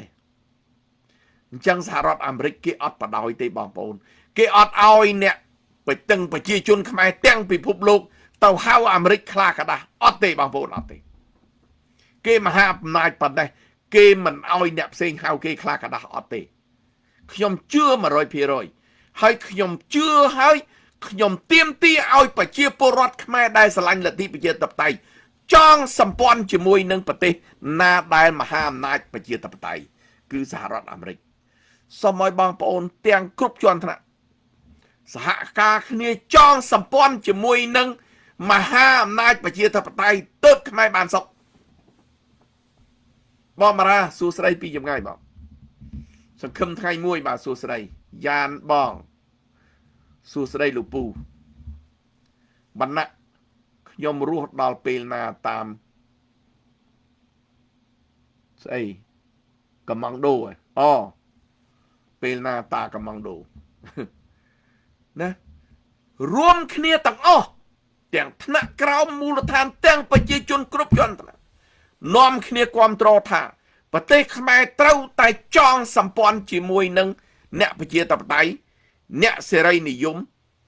អ្នកបកគលសិទ្ធិឲ្យប្រជាពលរដ្ឋទាំងបញ្ចេញមតិទាំង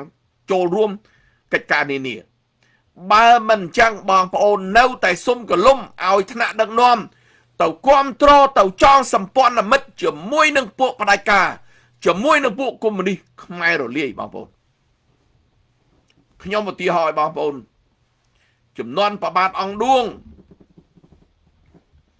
ដោយសារប្របាទអង្គឌួងឃើញយួនឃើញថៃកំពុងតែលេបទឹកដីកម្ពុជា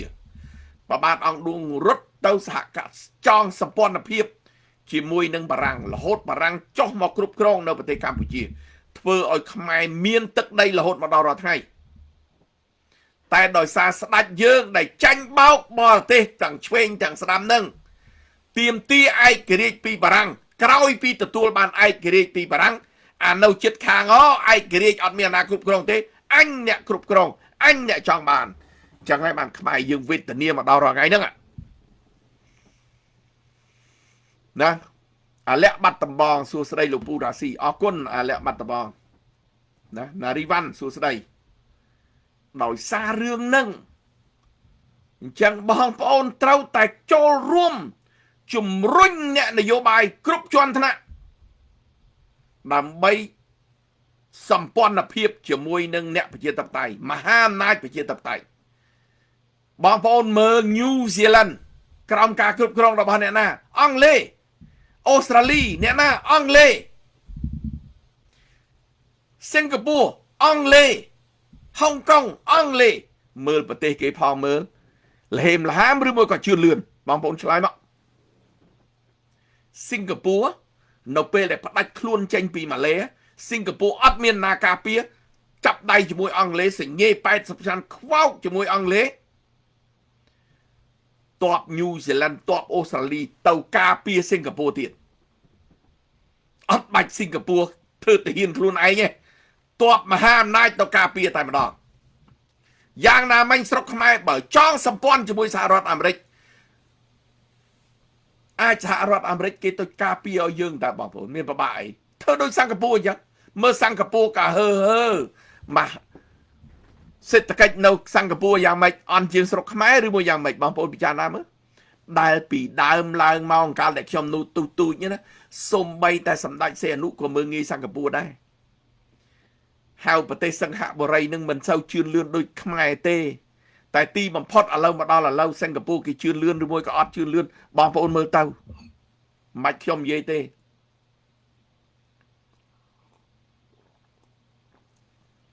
សំបីតហ៊ុនសែនឈឺនឹងក៏រត់មកសិង្ហបុរីដែរ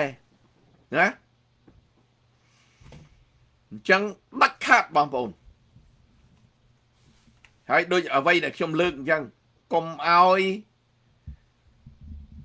លមូលផ្សំក្រិចកុំឲ្យសោះមកដល់កាលៈទេសៈនេះថ្មីនេះយើងឃើញហើយថ្នាក់ដឹកនាំគ្រប់ជាន់ថ្នាក់របស់អ្នកប្រជាធិបតេយ្យជាពិសេសរដ្ឋាភិបាល$23បង្កើតជាញត្តិឲ្យបងប្អូនចុះញត្តិដើម្បីថ្កោលទោសរបបលោកហ៊ុនសែន3ចំណុចទី1ដោយសាររបបលោកហ៊ុនសែនបណ្តែតបណ្ដោយឲ្យបរទេសចូលមកលេបតបាក់ទឹកដីកម្ពុជាបាត់បូរណភាពទឹកដីអត់មែនទៅសុំហ៊ុនសែនទេណាថ្កោលទោសលោកហ៊ុនសែនទី1បញ្ហាហ្នឹងទី2ដោយសារលោកហ៊ុនសែនខុបខិតជាមួយនឹងអក្រិតកម្មអនឡាញធ្វើឲ្យបរទេសគេមកបំផ្លាញទឹកដីខ្មែរគេមកមើលងាយទឹកដីខ្មែរគេមកដាក់សម្ពាធធ្វើឲ្យសេដ្ឋកិច្ចខ្មែរបាត់បង់ខ្ទេចខ្ទីគឺដោយសាររបបលោកហ៊ុនសែនបណ្ដោយរឿងអក្រិតកម្មអនឡាញដោយសាររបបលោកហ៊ុនសែននឹងហើយដែលបានធ្វើឲ្យប្រជាពលរដ្ឋខ្មែរវេទនាក្រលហេមលហាមណាជាពតនាគារអត់បាយអត់ទឹកអត់ផ្ទះសម្បែងនៅគឺដោយសាររបបលោកហ៊ុនសែនអញ្ចឹងទាំង3ចំណុចនេះបងប្អូនគ្រាន់តែចំណាយពេលតែ1នាទីចុះញត្តិscan ញត្តិនឹងចូលក្នុងទូរស័ព្ទបងប្អូនផ្លុកមកគឺចេញតារាងមកអូខេគេសួរអ្នកឯងឈ្មោះអីចង់ដាក់ឈ្មោះពិតក៏បានដាក់ឈ្មោះហាសនាមក៏បានឧទាហរណ៍ខ្ញុំឈ្មោះសាវរ៉ាស៊ីហាសនាមខ្ញុំអីឧទាហរណ៍ឈ្មោះប្រុសដាក់ប្រុសអញ្ចឹងទៅកើតនៅណាបើខ្ញុំនៅញូហ្សេឡង់អត់ឥឡូវហ្នឹងទីកន្លែងខ្ញុំនៅណាបើខ្ញុំនៅញូហ្សេឡង់ខ្ញុំដាក់ញូហ្សេឡង់បើនៅស្រុកខ្មែរគាត់ដាក់ថាកម្ពុជាអត់មានទៅដាក់ពេញបាត់តបងនៅកន្លែងណាអត់បាច់ទេទី3ខ្ញុំនៅអាយុប្រមាណបើថាអាយុ55អូខេដាក់ចន្លោះពី50ទៅ60ហ្នឹងទៅដាក់ចន្លោះហ្នឹងទៅអញ្ចឹងនៅក្នុងហ្នឹងនឹងទី4ថ្ងៃនេះថ្ងៃអីថ្ងៃនេះត្រូវថ្ងៃ24ខែ7 2026ដាក់ទៅប៉ុណ្្នឹងចុច submit ពឹបចូលទៅក្នុង កញ្ចប់របស់គណៈកម្មការបោះឆ្នោតអត់ដែលរៀបចំទទួលញត្តិនឹងហើយអត់មានអ្នកណាដឹងទេបងប្អូនអត់មានអ្នកណាដឹងអត់មានបែកការអត់មានអីទាំងអស់ឥឡូវបងប្អូនមើលប្រហែល10000នាក់ហើយនៅស្រុកខ្មែរជាង50%តើឥឡូវលោកហ៊ុនសែនទៅចាប់ពួកគាត់នឹងឥឡូវហ្នឹងណាដែលមានញត្តិចុះជាតិ50000នាក់ហើយនេះឥឡូវនេះថ្មីហ្នឹងហើយពាក់កណ្ដាលហើយជាង20000នាក់ហើយតើលោកហ៊ុនសែនបានទៅចាប់ប្រជាជននៅស្រុកខ្មែរនៅបើបងប្អូនភ័យខ្លាចអត់មានទេបងប្អូនហើយឥឡូវនេះទឹកតែជាង20000នាក់ទេនៅស្រុកខ្មែរបន្តិចទៀតស្រុកខ្មែររាប់លាននាក់ហើយបើគាត់ចង់ចាប់ទៅចាប់អ្នកណារាប់លាននាក់បងប្អូនពិចារណាមើលហើយកុំព្រួយបារម្ភពីបញ្ហានឹងបងប្អូនលទ្ធភាពដែលយើងបានកុំគេហៅថាកុំដួលអបណែផ្សំផ្ដួលលមូលផ្សំគ្រិចកុំឲ្យសោះងើបទាំងអស់គ្នាចុះញត្តិនេះដើម្បីថ្កោលទោសរបបលោកហ៊ុនសែនឲ្យអង្គការសហជីវជាតិគេឃើញឥឡូវគេចាប់ចេញមកហើយគេចាប់មកសកត់កលោកហ៊ុនសែនហើយមកទាំងស្ថានទូតអាមេរិកដែលផ្អាកចូលប្រទេសកម្ពុជាជាង2ឆ្នាំទៅហើយមកតាំងពីអ្នកនាំពាក្យអង្គការសហជីវជាតិផ្នែកសិទ្ធិមនុស្សមកខ្លាំងបំផុត SBI គេចូលហើយបងប្អូនណាមេ SBI ដែលជាជនជាតិឥណ្ឌាមានសញ្ជាតិសហរដ្ឋអាមេរិកដោយអត់ឃើញលោកហ៊ុនសែនឌីលឥណ្ឌាទៀតទេពីដើមសពដងឲ្យតមកហ្នឹងស្អីអ្នកនាំពាក្យអង្គការសហជីវជាតិឬមួយក៏សិទ្ធិមនុស្សអីហ្នឹងដែលគាត់ជាជនជាតិក្រៅមិនមែនជនជាតិអាមេរិកតែមកធ្វើការនៅនឹងគាត់សិតឌីលប្រទេសគេហើយមើលប្រទេសហើយអីឥឡូវនេះជនជាតិឥណ្ឌាណា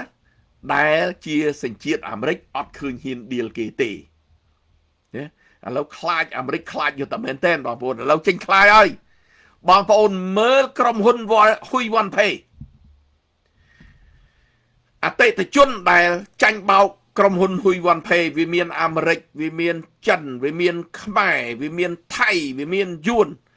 ឡូវនេះក្រុមហ៊ុននឹងសងសំណងទៅ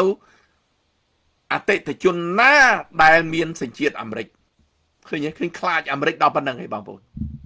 ណាបើយើងគ្រាន់បើយើងយុត្តិធម៌យើងសងទូទៅ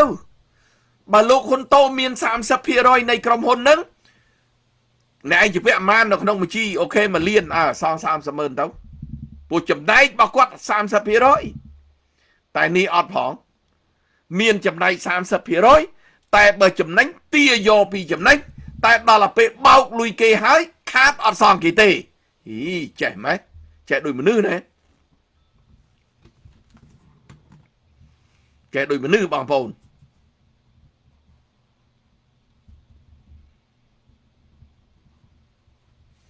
អញ្ចឹងងាកត្រឡប់មកវិញណាស្រុកខ្មែរជាអ្នកសម្របសម្រួលរវាងអាមេរិកនិងអាស៊ានបើស្រុកខ្មែរដើរតួនាទីជន់ផ្ដាច់ការបំផ្លាញលទ្ធិប្រជាធិបតេយ្យបិទសិទ្ធិសេរីភាពទាំងការបញ្ចេញមតិទាំងការចូលរួមនយោបាយសពបែបយ៉ាងស្មើនឹងស្រុកខ្មែរផ្ដាច់អាមេរិកអត់ឲ្យចូលប្រទេសកម្ពុជាសួរអាមេរិកព្រមទេបងប្អូនអាមេរិកអត់ព្រមទេហើយបើអាមេរិកអត់ព្រមលោកហ៊ុនសែនតោតែវាយហើយគេចូលមកគឺមិនមែនមកតែកម្ចាត់ឧក្រិដ្ឋកម្មអនឡាញទេសំខាន់បំផុតសិទ្ធិសេរីភាពរបស់ប្រជាពលរដ្ឋខ្មែរណាគ្មានសង្ឃឹមថាលោកហ៊ុនសែនរត់រួចទេចឹងហើយបានវិធានបទខ្ញុំថ្ងៃនេះលោកហ៊ុនសែនចុះទឹកក្រពើឡើងលើខ្លាហើយណាទៅអត់រួចទេលោកហ៊ុនសែនដល់ពេលវេលាហើយកុំសង្ឃឹមណាថាដល់ពេលវេលាហើយងាកទៅសុំចរចាជាមួយអាមេរិកសុំអីអត់ទេដល់ពេលគេជន់កកហើយលោកហ៊ុនសែនធ្វើហួសហេតុពេកហើយដែលគេមិនអាចទុករបបលោកហ៊ុនសែនតទៅទៀតទេណាតែច្បាប់HR 5490នឹងចេញមក28នាក់នៅក្នុងជួររដ្ឋាភិបាលលោកហ៊ុនសែននឹងរត់ទៅណាទេខ្ញុំមើលទៅដូចគ្មានកាឡារត់សោះណាឥឡូវថ្មីនេះខ្ញុំទទួលដំណឹងថ្មីពីបងប្អូននៅក្នុងស្រុកខ្មែរឲ្យដំណឹងមកតំបន់មួយចំនួនគេធ្វើជាចាប់ ឧក្រិដ្ឋកម្មអនឡាញតែលើកលែងនៅក្នុងភ្នំបូកូបោះអ្នកណាសុកគង់អត់មានបង្អើលអត់មានចាប់អីទាំងអស់បងប្អូននៅពេញទាំងអស់នៅហូតែលនៅបូកូហេតុអីដោយសារសុកគង់អត់ទាន់ជាប់ blacklist របស់សហរដ្ឋអាមេរិកឬមួយយ៉ាងម៉េចណាមូលហេតុអីគេបងប្អូនហេតុដូចម្ដេចបានជាលោកហ៊ុនម៉ាណែតមិនព្រមកម្ចាត់ឧក្រិដ្ឋកម្មអនឡាញនៅបូកូផងធ្វើឲ្យល្អមើលតែល្អមើលផងនៅបូកូអត់ទាន់មានល្អមើលឡើយទេណាបណ្ណាខ្ញុំនឹងត្រៀមជប់លៀងហើយលោកពូត្រឹមត្រូវខ្ញុំជឿថារបបលោកហ៊ុនសែនដួលពើថ្ងៃណាណាខ្ញុំសង្ស័យថាស្រាហើយប៊ីយ៉ានៅស្រុកខ្មែរអស់រ៉ាន់ពីស្តុកទាំងអស់មកខ្មែរបែបស្វឹងមួយអាទិត្យយ៉ាងបើតាមមើលណាបងប្អូនប្រយ័ត្នណាកុំឲ្យស្វឹងច្រើនពេកពង្រឹងស្មារតីយើងឡើងមកវិញកុំតាន់អាគិតស្វឹងកុំឲ្យសបាយភ្លេចខ្លួនបងប្អូនត្រៀមខ្លួនតែកុំសបាយភ្លេចខ្លួនរបបនឹងដួលតោងខ្មែររឹងមាំខ្មែរចាប់ដៃគ្នាឡើងដើម្បីកសាងប្រទេសដើម្បីលុបបំបត្តិជនខិលខូចមិនលុបបំបត្តិនឹងយកទៅស្លាប់អីគេទេតែអ្វីដែលគាត់ធ្វើគឺកុំឲ្យគាត់ធ្វើតទៅទៀតមានច្បាប់ត្រឹមត្រូវគោរពច្បាប់ទាំងអស់គ្នាទាំងតូចទាំងធំអត់មានអ្នកណាអញធំមិនគោរពច្បាប់អត់ទេបោសផ្ទះបោសពីលើ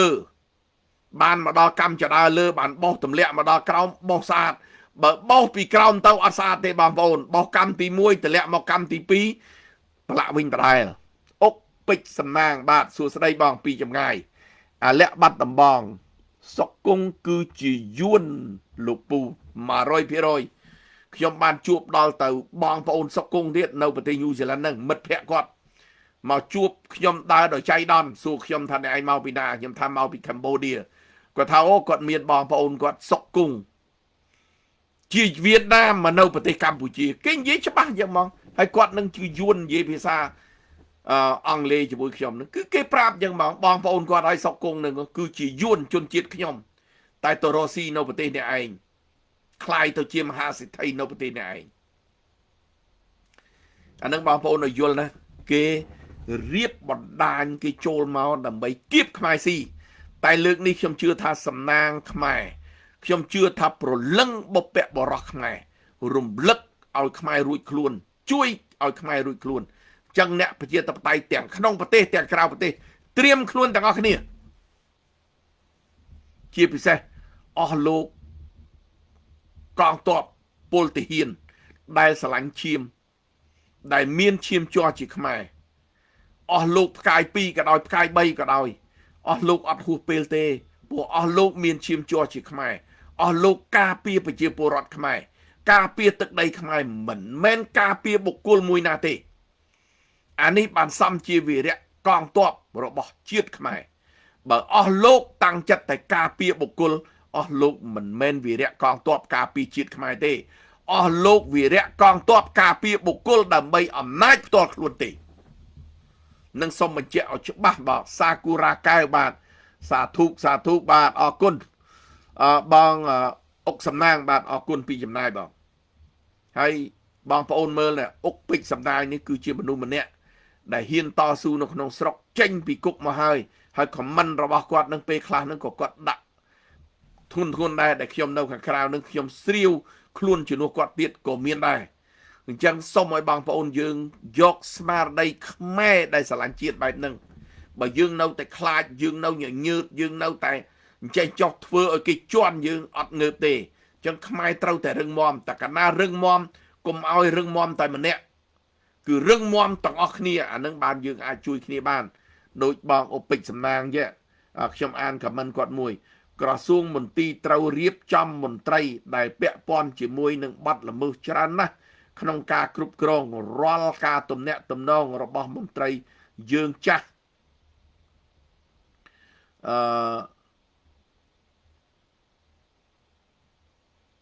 បាទដល់ណាមិញអានមកព្រិចមកលោតតាណាបងសំណាងត្រូវដកហូតឲ្យស្កេនមេដៃគ្រប់ ម៉ោងគ្រប់ពេលវេលាត្រឹមត្រូវបង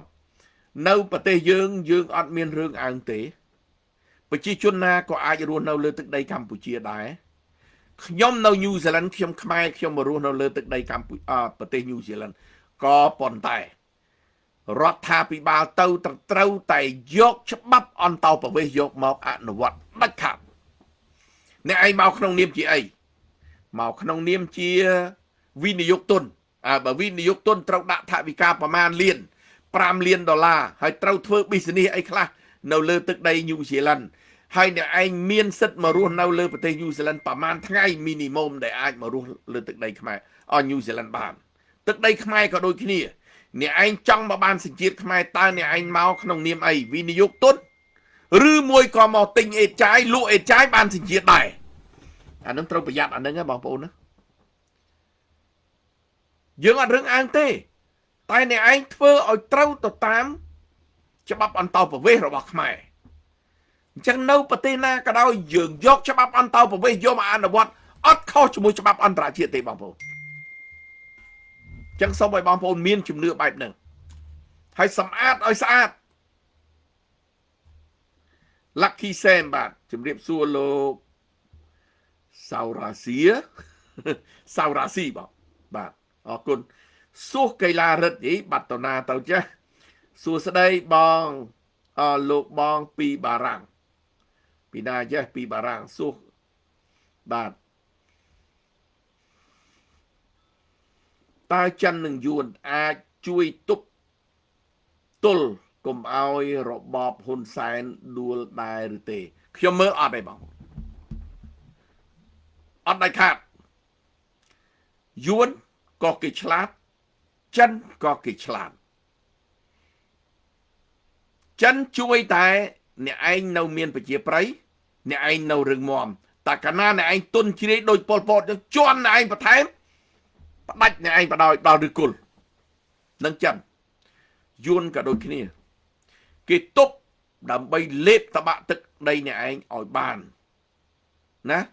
ក៏ប៉ុន្តែសម្ពាធពីបរទេសវាធ្ងន់ធ្ងរពេក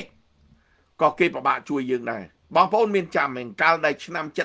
79ដែលពេលដែលយួនឈ្លានពានចូលមកលើទឹកដីកម្ពុជា7មករាគេហ្នឹងដែលយើងថាមករំដោះទឹកដីកម្ពុជាហ្នឹងតាមការពិតគឺជាល្បិចដែលចោលលួចដុតផ្ទះយើងហើយយកទឹកមកបាញ់ពលុតយើងពលុតជួយពលុតផ្ទះទៅវិញទេអានឹងគេធ្វើល្បិចបែបហ្នឹងអញ្ចឹងចិនដឹងនឹងហើយបានចិនវាយចូលនៅហាណូយវាយនៅព្រំប្រទល់នៅហាណូយវាយយួននៅហាណូយគឺដោយសាររឿងនឹងឯងវាយដើម្បីឲ្យយួនដកកងទ័ពចេញពីប្រទេសកម្ពុជា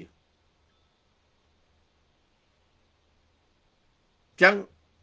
មកដល់ឥឡូវនឹងគឺដូចគ្នាបងប្អូនមកដល់ឥឡូវគេដូចគ្នាចិនគេឆ្លាតណាស់គេចាំមើលបើអ្នកឯងប្រជាប្រិយភាពខ្លាំងប្រជាពលរដ្ឋនៅគ្រប់គ្រងអានឹងចិននៅជួយតែបើដូចរាល់ថ្ងៃចិនលែងជួយឯហ្នឹងបងប្អូនមើលឯណាជាពាក់លុយចិនជាង$4000 លានមើលឥឡូវចិនឲ្យមកខ្ចីថែមទៀតទេអត់ទេ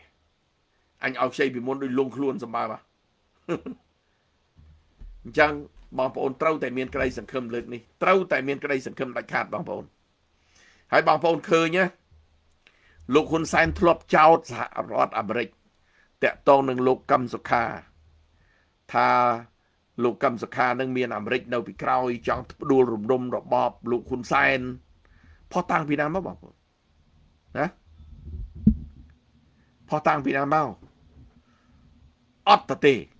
ហៅគេសួរក៏មិនហៅសួរហៅគេឡើងតឡាការក៏មិនហៅគេឡើងតការចោតគេនឹងចោតទាំងសង្ហាវអញ្ចឹងទៅឲ្យពិភពលោកគេដឹងថាអាមេរិកនៅពីក្រោយអីខូចអីអញ្ចឹងទៅតែគេចេះឈឺឯងបងប្អូនចង់គេមហាអំណាចគេចេះឈឺគេយល់ពីបញ្ហាហ្នឹងតែអ្នកឯងនៅប្រកែអូខេឲ្យអ្នកឯងប្រកែសិនចោះចាំតែអ្នកឯងជ្រេបន្តិចដួលបន្តិចហើយជន់កកអ្នកឯងបន្ថែមបណ្ដោយអញ្ចឹងសហរដ្ឋអាមេរិកគេធ្វើបែបហ្នឹងអញ្ចឹងសម្រាប់យើងអ្នកប្រជាធិបតេយ្យបងប្អូននាំគ្នាចូលរួមការពារគ្រប់គ្រងថ្នាក់ដឹកនាំណារដ្ឋាភិបាលណាដែលទៅចាប់ដៃជាមួយនឹងពួកសេរីសម្ព័ន្ធភាពជាមួយនឹងពួកសេរីសម្ព័ន្ធភាពជាមួយនឹងមហាអំណាចសេដ្ឋកិច្ច សម្ព័ន្ធភាពជាមួយនឹងមហាអំណាចប្រជាធិបតេយ្យអានឹងបានខ្មែរយើងរស់ចឹងហើយបានខ្ញុំរំលឹកប្របាទអង្គឌួងដោយសារហៅបារាំងមកនឹងហើយបានបារាំងការពារទឹកដីខ្មែររហូតមកដល់ឆ្នាំដែលលោកសេអនុធ្វើទាមទារឯករាជ្យដូចឆ្នាំ54ណាអញ្ចឹងបងប្អូនត្រូវតែមានជំនឿថាយើងគ្រប់គ្រងអ្នកប្រជាធិបតេយ្យការពារទឹកដីខ្មែរជូនប្រជាពលរដ្ឋខ្មែរបើមិនអញ្ចឹងទេយើងបាត់បង់ហើយទឹកដីកម្ពុជាផនិកគីបាទ if I were say a fortune letter I would predict that Hun Sen time is coming អានឹងវាដល់ពេលហ៊ុនសែនគ្មានអ្វីដែលមិនអាចថាគ្មានទីបញ្ចប់ទេគឺត្រូវតែមានទីបញ្ចប់ហើយរបបលោកហ៊ុនសែននេះគឺយើងមើលទៅវាដល់ពេលវេលាហើយវាមិនអាចនៅបានណាដល់ពេលវេលាហើយពិភពលោកពីដើមសហរដ្ឋអាមេរិកគាត់ចេះតែចង់និយាយចង់កែលោកហ៊ុនសែនថាឲ្យលោកហ៊ុនសែនកែប្រែទៅហើយគេមើលទៅគេសង្ឃឹមថាលោកហ៊ុនសែនកែប្រែដល់ពេលក្រោយឡើងលោកហ៊ុនសែនមិនកែប្រែសូម្បីតែលោកការ៉ិតអ៊ីវ៉ែននៅប្រទេសអូស្ត្រាលីគាត់នឹងហើយជាអ្នកដែលរៀបចំឲ្យមានកិច្ចព្រមព្រៀងទីក្រុងប៉ារីសនោះដំបូងថ្នាក់ដឹកនាំយើងទៅជួបគាត់ទៅនិយាយថាហ៊ុនសែនមិនកែទេគាត់ថាអត់ទេហ៊ុនសែននៅតែកែអត់អីទេតិចទៀតលោកហ៊ុនសែនកែដល់ពេលលោកហ៊ុនសែនរំលាយគណៈបកសង្គ្រោះទៅជួបគាត់ម្ដងទៀតគាត់ថាអូមនុស្សហ៊ុនសែននេះកែលែងបានណាក៏ប៉ុន្តែពិភពលោកគេនៅមានក្តីសង្ឃឹមថាលោកហ៊ុនម៉ាណែតធ្លាប់បានរៀននៅសាលា West Point សហរដ្ឋអាមេរិកជាប្រទេសសេរីជាប្រទេសមហាអំណាចគេពិភពលោកនៅមានក្តីសង្ឃឹមលើលោកហ៊ុនម៉ាណែតតែទីបំផុតរយៈពេល2ឆ្នាំជាងនេះក្តីសង្ឃឹមរបស់ពិភពលោកអស់រលីងអស់លើហ៊ុនសែនទៅទៀតអញ្ចឹងគេគិតថាអូហ៊ុនម៉ាណែតក៏កែលែងបានដែរអញ្ចឹងហើយបានគេចាប់បដូរឲ្យរបបនេះមិនអាចនៅបានតទៅទៀតទេមិនអាចទុកឲ្យរបបនេះមកបំផ្លាញទឹកដីកម្ពុជាក៏បំផ្លាញអាស៊ានដែរបើទឹកដីកម្ពុជាคล้ายទៅជាកុម្មុយនីសទៅហើយតើអាស៊ានដែលប្រទេសខ្មែរជាសមាជិករបស់អាស៊ានមិនជាកុម្មុយនីសដែរទេយ៉ាងម៉េចបងប្អូនពិចារណាឡាស្រីចាំឆ្នាំ2050មិនបានទេឬអត់ផ្លូវទេឆ្នាំ2050មិនបានហ៊ុនម៉ាណែតគាត់និយាយថាតើឆ្នាំ2050បានខ្មែរជឿនលឿនឆ្នាំ2050គឺទឹកដីកម្ពុជាក្រោមលើស100ឆ្នាំហើយបើលើស100ឆ្នាំហើយអានឹងបោះគេហើយលែងតវ៉ាបានហើយអញ្ចឹងយើងត្រូវតវ៉ាមុនឆ្នាំ2050ដើម្បីកុំឲ្យទឹកដីកម្ពុជាក្រោមដាច់ទៅឲ្យគេព្រោះច្បាប់អន្តរជាតិបើលើសពី100ឆ្នាំអានឹងគឺយួនគេកាន់ក្តាប់រហូតហើយអញ្ចឹងយើងត្រូវប្រុងប្រយ័ត្នអានឹងចូលរួមទាំងអស់គ្នាអត់មានឆ្នាំ2050ទេមិនលើសពី2027ទេបងប្អូនត្រូវតែមានព្រឹត្តិការណ៍ដាច់ខាតហើយបើខ្ញុំមើលសហរដ្ឋអាមេរិកជន់កក្នុងឆាប់នេះហើយប្រធាន SBI គេចុះមកប៉ុណ្ណេះសំលេងរបស់ស្ថានទូតសំលេងសហរដ្ឋអាមេរិកប៉ុណ្ណេះគេអត់មានបណ្ដោយឲ្យពិភពលោកហៅគេថាខ្លាកដាស់អត់ទេបងប្អូនអត់ដាច់ខាតរាថាគាត់ទៅចេញមកនឹងរាថានឹងចេញមកនឹងសិទ្ធិពួកបងសើងមកតបតាទៀតដែរក្បាលពួកធ្វើអីជួយដល់ប្រទេសមួយនេះឬនៅបើពួកលោកឯងនឹងនិយាយនឹងស្មាទោសខ្ញុំហៅបន្តិចទៅបភ្លឺឲ្យល្ងងឲ្យ10ចិត្តទៀតមិនបាក់ខ្ញុំហ៊ាននិយាយឥឡូវកញ្ចប់លុយរដ្ឋាភិបាលដែលចាយហ្នឹងគណៈបកប្រឆាំងអ្នកកាន់អំណាចឬមួយក៏គណៈបកប្រឆាំងអ្នកចាយឬមួយក៏រដ្ឋាភិបាលអ្នកចាយណានិយាយនឹងបភ្លឺឲ្យល្ងងឲ្យ10ចិត្តទៀតណាខ្ញុំមិនចង់ឆ្លើយទេក៏ប៉ុន្តែលោកឯងវាភ្លាវពេកយល់ទេភ្លាវចេញមកល្ងង10ចិត្តអញ្ចឹងពិបាកដែរតា ច័ន្ទគុណធាវីបាទសួស្តីពីចម្ងាយឧត្តមផល្លាផ្សារស្ទឹងមានជ័យព្រោះមើលស៊ីណាតសុខសប្បាយជម្រាបសួរចាអរគុណស៊ីណាតអុកពេជ្រសំណាងអរគុណបាទរដ្ឋាហើយបើគិតថាខ្ញុំចេញមកឡប់មកធ្វើអីមកចូលរួមជាមួយអាឡប់នឹងធ្វើអីណាមកស្ដាប់អាឡប់មាននៅលោកឯងនឹងពួកអាភ្លឺចេះតែនិយាយកើតទៅដែរពួកបងសើថ្ងៃនេះវាពិបាកនិយាយមែនតើហ្មងសាមឌីអ៊ុំបាទសួស្ដីបាទណាវីបាលីណាបាទសួស្ដីធៀពងឡាស្រីចាំឆ្នាំ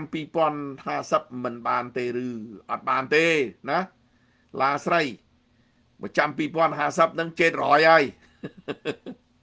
អភ័ព្វស្នេហ៍ត្រូវការយុត្តិធម៌បាទដំណើរឆ្ពោះទៅទិសខាងលិចរបស់ហូជីមិញចិត្តបានជោគជ័យស្ទូបយួន25ខេត្តក្រុងកើតហើយបើកូនខ្មែរមិនភ្ញាក់គឺចប់ហើយត្រឹមត្រូវយើងអត់បណ្ដោយឲ្យទ្រឹស្ដីរបស់ហូជីមិញដែលឆ្ពោះទៅទិសខាងលិចទេអត់ឲ្យដាច់ខាតហើយថៃក៏ដឹងខ្លួនដែរមិនមែនថៃល្ងងទេថៃក៏ដឹងដែរឆ្នាំ79យួនប្រុងដាក់ខ្មែរហើយធ្លាយទៅដល់បាកកតែថៃគេដឹងនឹងហើយបានគេឲ្យខ្មែរបង្កើតជំរំនៅព្រំប្រទល់ដើម្បីជារនាំងជារបងការពារគេសូមឲ្យបងប្អូនយល់ពីបញ្ហាហ្នឹងបាទលក្ខបាត់ដំបងក្មួយកើតមិនទាន់ទេលោកពូ7មករាក្មួយកើតអត់ទាន់មែនហ្នឹង7មករាហ្នឹងពួកខ្ញុំកើតតាំងពីឆ្នាំ62អញ្ចឹងខ្ញុំយល់មួយចំនួនច្រើនហើយនៅឆ្នាំខ្ញុំអាយុ4ឆ្នាំ3ឆ្នាំខ្ញុំចាំបងប្អូនរហូតមកដល់ឥឡូវ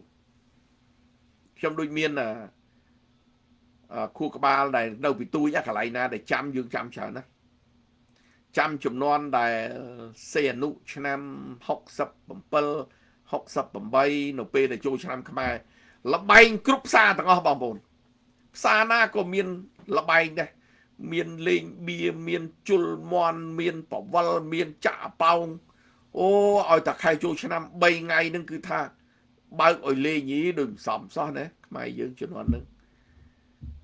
បើកឲ្យលេងតែក្រោយ3ថ្ងៃហ្នឹងគេចាប់ដែរបើសិនជាណាលេងលើសពី3ថ្ងៃណាក៏គេចាប់ដែរបាទអុកពេជ្រសំណាងប្រាក់ខែទាំងអស់ដែលកើតឡើងពីការបង់ពន្ធនៃប្រជារាស្ត្រខ្មែរនឹងគឺយកមកបង្ខាតទៅលើមន្ត្រីបំផ្លាញជាតិបច្ចុប្បន្នដែលបំរើជាត្រូវគេដកហូតហើយស៊ីប្រាក់ខែខែងក្នុងតម្លៃធម្មតាសម្រាប់ជីវិតតែការងារគេមិនអោយធ្វើទេបាទប្រូខាបាទស្អីភាសាអីគេចេះយើងទាំងច្រើនបាទ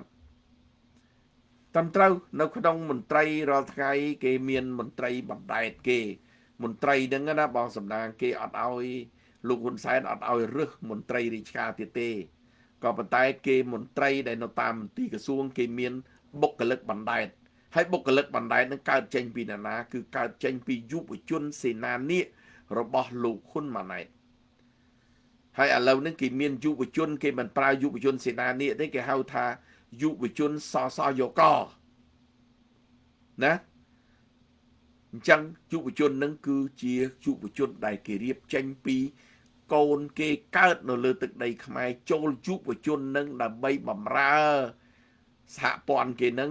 ហើយគេជ្រៀតឱកាសចូលមកដាក់នៅក្នុងយុវជនសេនានីគេនឹងគឺយុវជនបណ្ដែតនៅតាមមន្ទីរក្រសួងតាណាឈឺមួយគេដាក់គ្នាគេផ្លុកតាណារីថៃមួយគេដាក់យុវជននឹងផ្លុក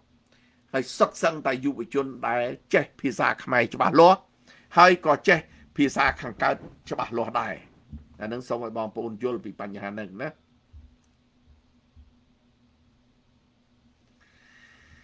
រតនារាវីជម្រាបសួរពីចម្ងាយបាទធនីកែវបាទអរគុណឧត្តមឯកឧត្តមសៀងផ្អាប់ជម្រាបសួរបងប្អូនទាំងអស់គ្នា បងឧបិច្ចសំណាននៅក្នុងក្របខ័ណ្ឌវគ្គនឹងត្រូវមន្ត្រីចាស់នឹងគេដករហូតអញ្ចឹងគេបង្កើតមន្ត្រីបុគ្គលិកបុគ្គលលួចមន្ត្រីស៊ីលុយក៏មិនត្រូវបំផ្លាញជាតិនឹងមកធ្វើកិច្ចការបានសំអានខ្លីប៉ុណ្ណឹងតាមការពិតមន្ត្រីដែលគេរៀបចំក្រោយនេះណាបងសំណាងគឺដូចខ្ញុំលើកអញ្ចឹងគឺជាកូនចៅរបស់គេសុទ្ធសាធអញ្ចឹងកាលដែលហ៊ុនសែនគាត់កាន់អំណាច មន្ត្រីចាស់ចំនួនគាត់គឺគាត់ប្រាប់មន្ត្រីចាស់ថាយើងចាស់ឲ្យចប់ទៅ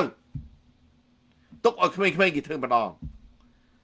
ដល់ចាស់តានឹងគាត់ឈប់លោកហ៊ុនសែនគាត់អត់ឈប់ទេគាត់ឡើងពីនាយករដ្ឋមន្ត្រីមកប្រធានព្រឹទ្ធសភាត្រួតនាយករដ្ឋមន្ត្រីថែមទៀតឥឡូវគាត់คล้ายទៅជានាយករដ្ឋមន្ត្រីឪនាយករដ្ឋមន្ត្រីបន្តិចទៀតតានាយករដ្ឋមន្ត្រីគោលដៅគាត់អញ្ចឹងតែខ្ញុំផ្ដាំទៅលោកហ៊ុនសែនអត់បានសម្រេចទេ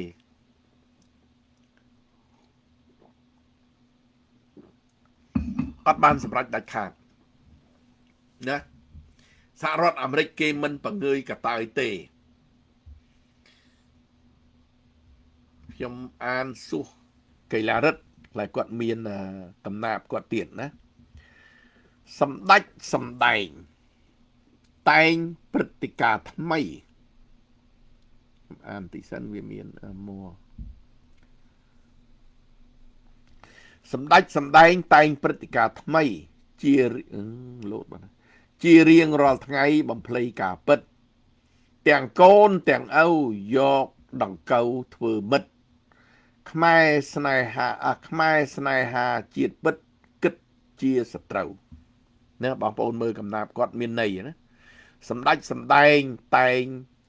ព្រឹត្តិការណ៍ថ្មីគឺថាគេសម្ដេចហ្នឹងគេតែងព្រឹត្តិការណ៍ថ្មីណាជារៀងរាល់ថ្ងៃបំភ្លៃការពិតរៀងរាល់ថ្ងៃគេសម្ដែងគេបំភ្លៃគេផោយើងការពិតនឹងរៀងរាល់ថ្ងៃគេបង្កើតរៀងរាល់ថ្ងៃទាំងកូនទាំងឪយកដង្កូវធ្វើមិត្តឃើញទេយកអាក្រុមខ្លែងបន្លំយកអ្នកកសែតប្រមឹកយកអ្នកកសែតកូនយួនយកមកសម្លុតសំបីច្បាយខេតក៏ខ្លាចណាដល់អាខ្មែរស្នេហាជាតិពិតគាត់យកជាសត្រូវឃើញទេលោកសំរងស៊ីលោកកឹមសុខាសិតតែជាវីរៈបុរសដែលស្រឡាញ់ជាតិពិតប្រាកដគាត់យកមកធ្វើសត្រូវសិតតែមានន័យល្អមែនតើបាទសួរកីឡារិទ្ធបាទអរគុណជាងគ្រុយសុំខ្មែរក្រៅស្រុកជួយជំរុញឲ្យលោកហ៊ុនសែនប្តឹងថៃទៅ ICJ ផងគាត់មិនប្តឹងណាជាងគ្រុយគាត់អត់ប្តឹងទេយើងទាមទារឲ្យគាត់ប្តឹងយកកិច្ចព្រមព្រៀងទីក្រុងប៉ារីសយកមកប្រើក៏គាត់មិនប្រើប្តឹងទៅតុលាការ ICJ ក៏គាត់មិនប្តឹងមូលហេតុប្តឹងទៅតុលាការ ICJ តុលាការ ICJ មិនមែនស្រាវជ្រាវតែបញ្ហារឿងព្រំប្រទល់ថៃទេគឺរឿងជុំវិញទាំងអស់ដែលអ្នកឯងប្តឹងបើប្តឹងកន្លែងនេះមិនបានឯងប្តឹងឯណោះត្រូវគេស្រាវជ្រាវទាំងអស់ពេលដែលគេស្រាវជ្រាវមេគាត់នៅខាងកើតនឹងព្រមឲ្យហ៊ុនសែនប្តឹងទេគេអត់ព្រមទេអានឹងហើយដែលគាត់មិនប្តឹងមួយទៀតបើគាត់មិនប្តឹងអានឹងកិច្ចព្រមព្រៀងទីក្រុងប៉ារីសថ្មីនេះសោះដែលមានថៃចុះហត្ថលេខាមានយួនចុះហត្ថលេខាមានឡាវចុះហត្ថលេខាបូកនឹងបណ្ដាប្រទេសទាំងអស់21ប្រទេសហេតុដូចម្តេចបានលោកហ៊ុនសែនមិនប្រើព្រោះកិច្ចព្រមព្រៀងទីក្រុងប៉ារីសវាមានលក្ខខណ្ឌតិកៈរបស់គេកាលណានិយាយពីព្រំប្រទល់វាតាក់ទងជាមួយនឹងលទ្ធិប្រជាធិបតេយ្យវាតាក់ទងនឹងសិទ្ធិមនុស្សវាតាក់ទងជាមួយនឹងសេរីភាពរបស់ប្រជាពលរដ្ឋគាត់ធ្វើបានទេគាត់ធ្វើវាអត់បាននឹងហើយបានគាត់ខំផោខ្មែរថាកិច្ចព្រមព្រៀងទីក្រុងប៉ារីសនឹងបានស្លាប់បានបាត់ទៅហើយអញ្ចឹងខ្ញុំបានលើកឲ្យបងប្អូនយល់ថាបើកិច្ចព្រមព្រៀងទីក្រុងប៉ារីសបាត់ម្លេះស្មាននេះអត់មានអ្នកនាំពីអង្គការសហប្រជាជាតិចូលមកធ្វើការនៅលើទឹកដីកម្ពុជាទេអត់មានទេតែបើនៅតែមានគឺកិច្ចព្រមព្រៀងទីក្រុងប៉ារីសនៅតែមានជីវិតតែលោកហ៊ុនសែនគាត់ខ្លាចគាត់បោកគាត់ផោខ្មែរបែបហ្នឹងឯងចឹងឲ្យបងប្អូនខ្មែរយល់ពីបញ្ហាហ្នឹងបាទ ខ្ញុំសួរលោករឿងកម្ពុជាក្រោមបើយើងធ្លាប់ប្តឹងតវ៉ាទៅតុលាការទៅ100ឆ្នាំហួសអញ្ញា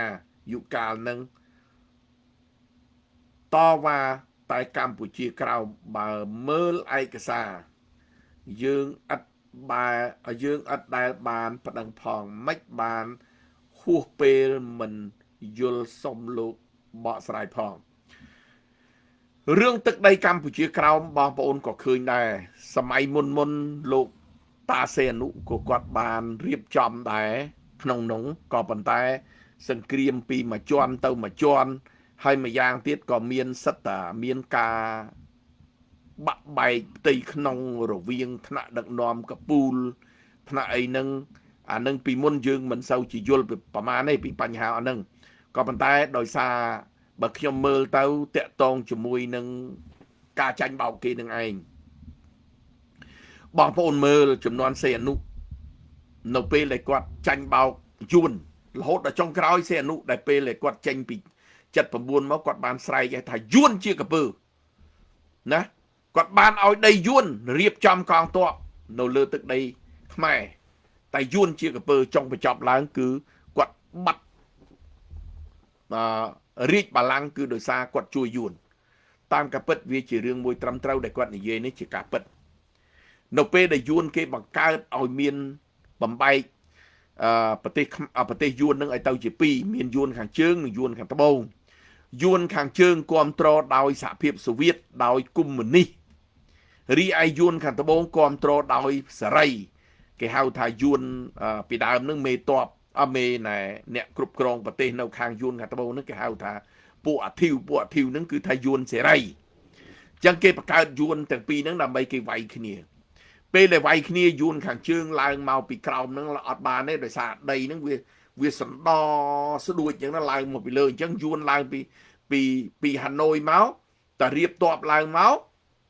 គឺយួនពីលើហ្នឹងពីត្បូងគេវាយខ្ទេចមកអញ្ចឹងឆ្លៀតពេលហ្នឹងជាល្បិចរបស់គេដែរគេសុំសម្ដេចសីហនុហ្នឹងយកខេត្ត3វាមានខេត្តកចេះស្ទឹងត្រែងហើយនឹងស្វាយរៀងដើម្បីរៀបតបហើយពេលដែលយួនខាងជើងវាយយួនខាងត្បូងឈ្នះហូជីមិញគេសន្យាថានឹងកាត់ដីកម្ពុជាក្រោមឲ្យខ្មែរចឹងហើយបានសេអនុគាត់ចាញ់បោកគេគាត់ឲ្យយួនមករៀបតបចូលដីខ្មែរក្រោយពីរៀបតបចូលដីខ្មែរហើយគេល្បិចរបស់គេបោកយើងតាមការពិតគេឡើងមកគេវាយបានតែយើងចាញ់បោកគេឲ្យគេមករៀបតបដើម្បីអីជួយគេក្រែងលោបានទឹកដីកម្ពុជាក្រោមមកវិញដល់តែពេលគេវាយតបគេរៀបចូលមកទឹកដីកម្ពុជា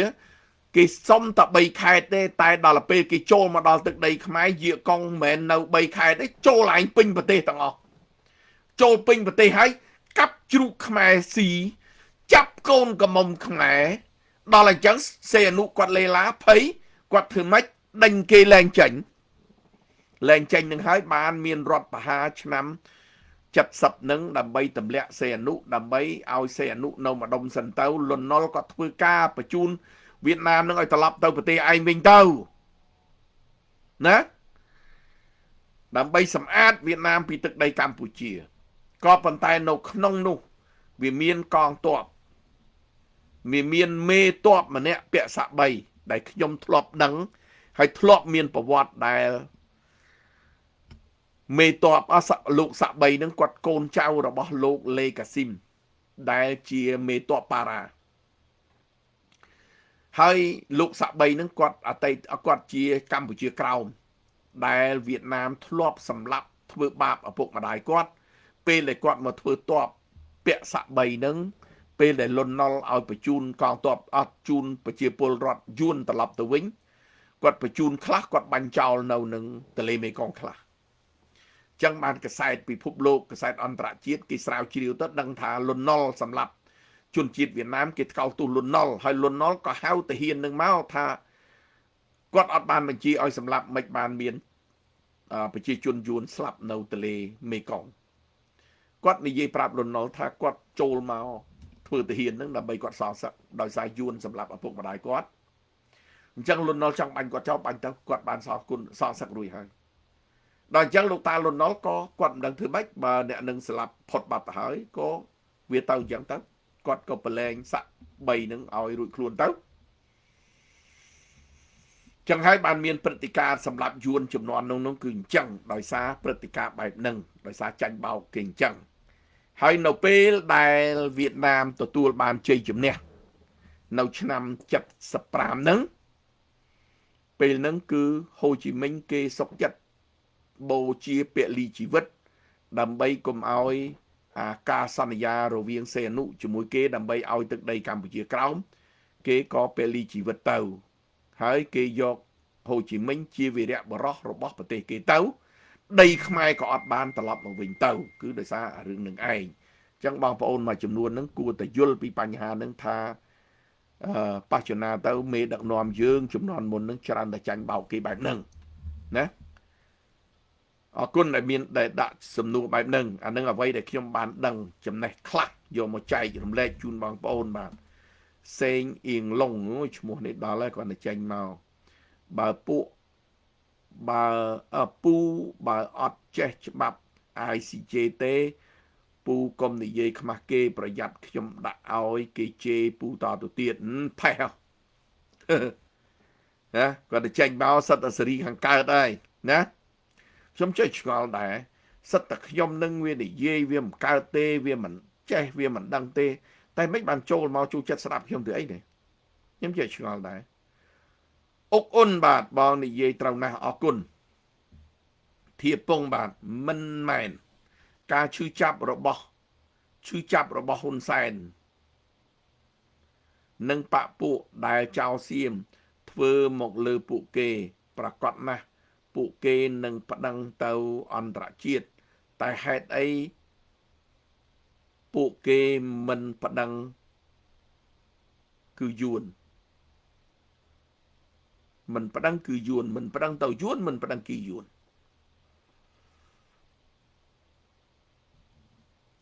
គាត់អត់ហ៊ានប្តឹងអត់ហ៊ានប្តឹងដោយសារស្អីដោយសារបើប្តឹងតុលាការ ICJ វាប៉ះពាល់អង្កើតអញ្ចឹងខាងលិចវាចូលមកមែនតែបើប្តឹងទៅវាប៉ះពាល់ខាងកើតបើប្តឹងតុលាការកិច្ចព្រមព្រៀងទីក្រុងប៉ារីសគេឲ្យស្ដារលទ្ធិប្រជាធិបតេយ្យត្រឡប់មកវិញអានឹងឯងដែលលោកហ៊ុនសែនគេហៅថាចុះទឹកកពើឡើងលើខ្លាធ្វើអត់កើតទេគាត់ធ្វើអត់កើតទេអញ្ចឹងរបបគាត់នេះបើគាត់នៅដឹកនាំប្រទេសគឺអាលាយទាំងអស់ខ្មែរយើងក៏គ្រោះថ្នាក់ថៃក៏អត់បានសុខគេដឹងថៃគេដឹងថាខ្លួនគេក៏អត់បានសុខដែរនៅរបបលោកហ៊ុនសែននឹងឆ្កឹះឆ្កៀវគេអត់ឈប់ទេឆ្កឹះយ៉ាងម៉េចបងប្អូនក៏ឃើញដែរណាពេលដែលសាក់ស៊ីនមានរឿងនៅក្នុងជួររដ្ឋាភិបាលរបស់ប្រទេសថៃសាក់ស៊ីនរត់មកខ្មែរហ៊ុនសែនជួយសាក់ស៊ីនហើយលើកសាក់ស៊ីនឲ្យតែคล้ายទៅជាទីប្រឹក្សារបស់ហ៊ុនសែនទៀតអ្នកស្រីជីងឡាក់คล้ายនាយករដ្ឋមន្ត្រីដែលពេលគេធ្វើរដ្ឋប្រហារនៅស្រុកថៃជីនឡាក់រត់មកថៃលោកហ៊ុនសែនចេញប៉ាសពត diplomatic ឲ្យជីនឡាក់ចេញទៅបរទេសទៀតអានឹងហើយដែលគេហៅលូកដៃផ្ទៃក្នុងរបស់ប្រទេសគេបងប្អូននឹងហើយផ្ទៃក្នុងលូកដៃផ្ទៃក្នុងហ្នឹងអានឹងទោះបីជារដ្ឋាភិបាលប្រទេសថៃគេតាមចាប់សាក់ស៊ីនក៏ដោយគេតាមចាក់ជីនឡាក់ក៏ដោយអានឹងរឿងរបស់គេរឿងរវាងប្រទេសគេនិងប្រទេសគេមិនបានតែឯងទៅលូកដៃឥឡូវយើងមើលដូចលោកហ៊ុនសែនអញ្ចឹងណាតាមចាប់ធ្វើបាបលោកសំរងស៊ីសូម្បីលោកសំរងស៊ីចូលមកប្រទេសថៃឃើញថៃអត់ទាំងហ៊ានឲ្យឆ្លងកាត់ផងដោយសារគេទី1គេស៊ីលុយពីហ៊ុនសែនទី2គេអត់ចង់លូកដៃរឿងខ្មែរអានឹងគេរួចខ្លួនទេតែឯងទៅលូកលាន់រឿងគេមានអីគេដាក់មកកត្រឹបអានឹងដោយសាររឿងហ្នឹងឌីមួនបាទកំពុងតែមើលអរគុណឌីមួនសុខសប្បាយពីចម្ងាយកលដួងយួនឆ្លោះគ្នាសៀមឆ្លោះគ្នាខ្មែរបាត់ដីអារឿងយួនហើយសៀមឆ្លោះគ្នានឹងវាគ្រាន់តែជាល្បិចរបស់គេដើម្បីលេបទឹកដីយើងនឹងឥឡូវយើងមើលទឹកដីខ្មែរដែលជាប់ជាមួយថៃ700-800 គីឡូណាគេចូលមកតែ70កន្លែងទេណា ល្មមឯណាបងប្អូនមើលទំហំដីសមុទ្រដែលគេយកណា30000 គីឡូម៉ែត្រការ៉េបងប្អូនសម័យមើល1 គីឡូម៉ែត្រការ៉េស្មើនឹងទៅខាងនេះ1 គីឡូទៅខាងនេះ1 គីឡូអញ្ចឹង1 គីឡូម៉ែត្រការ៉េ1 គីឡូខាងនេះ1 គីឡូខាងនេះស្មើនឹង100 ហិកតាដី1 គីឡូម៉ែត្រស្មើនឹង100 ហិកតាដីចុះ30000 គីឡូម៉ែត្រការ៉េស្មើនឹងប្រមាណណាឈូងសមុទ្រខ្មែរពីដើមយើងធ្លាប់រៀនឈូងសមុទ្រខ្មែរជាប់ជាមួយសមុទ្រអន្តរជាតិឥឡូវយួនគេយកមកកណាត់ថៃគេយកមកកណាត់ខ្មែរអត់មានសមុទ្រអន្តរជាតិទៀតទេបងប្អូនណាកូនខ្មែរមានដឹងទេមានយល់ទេហ៎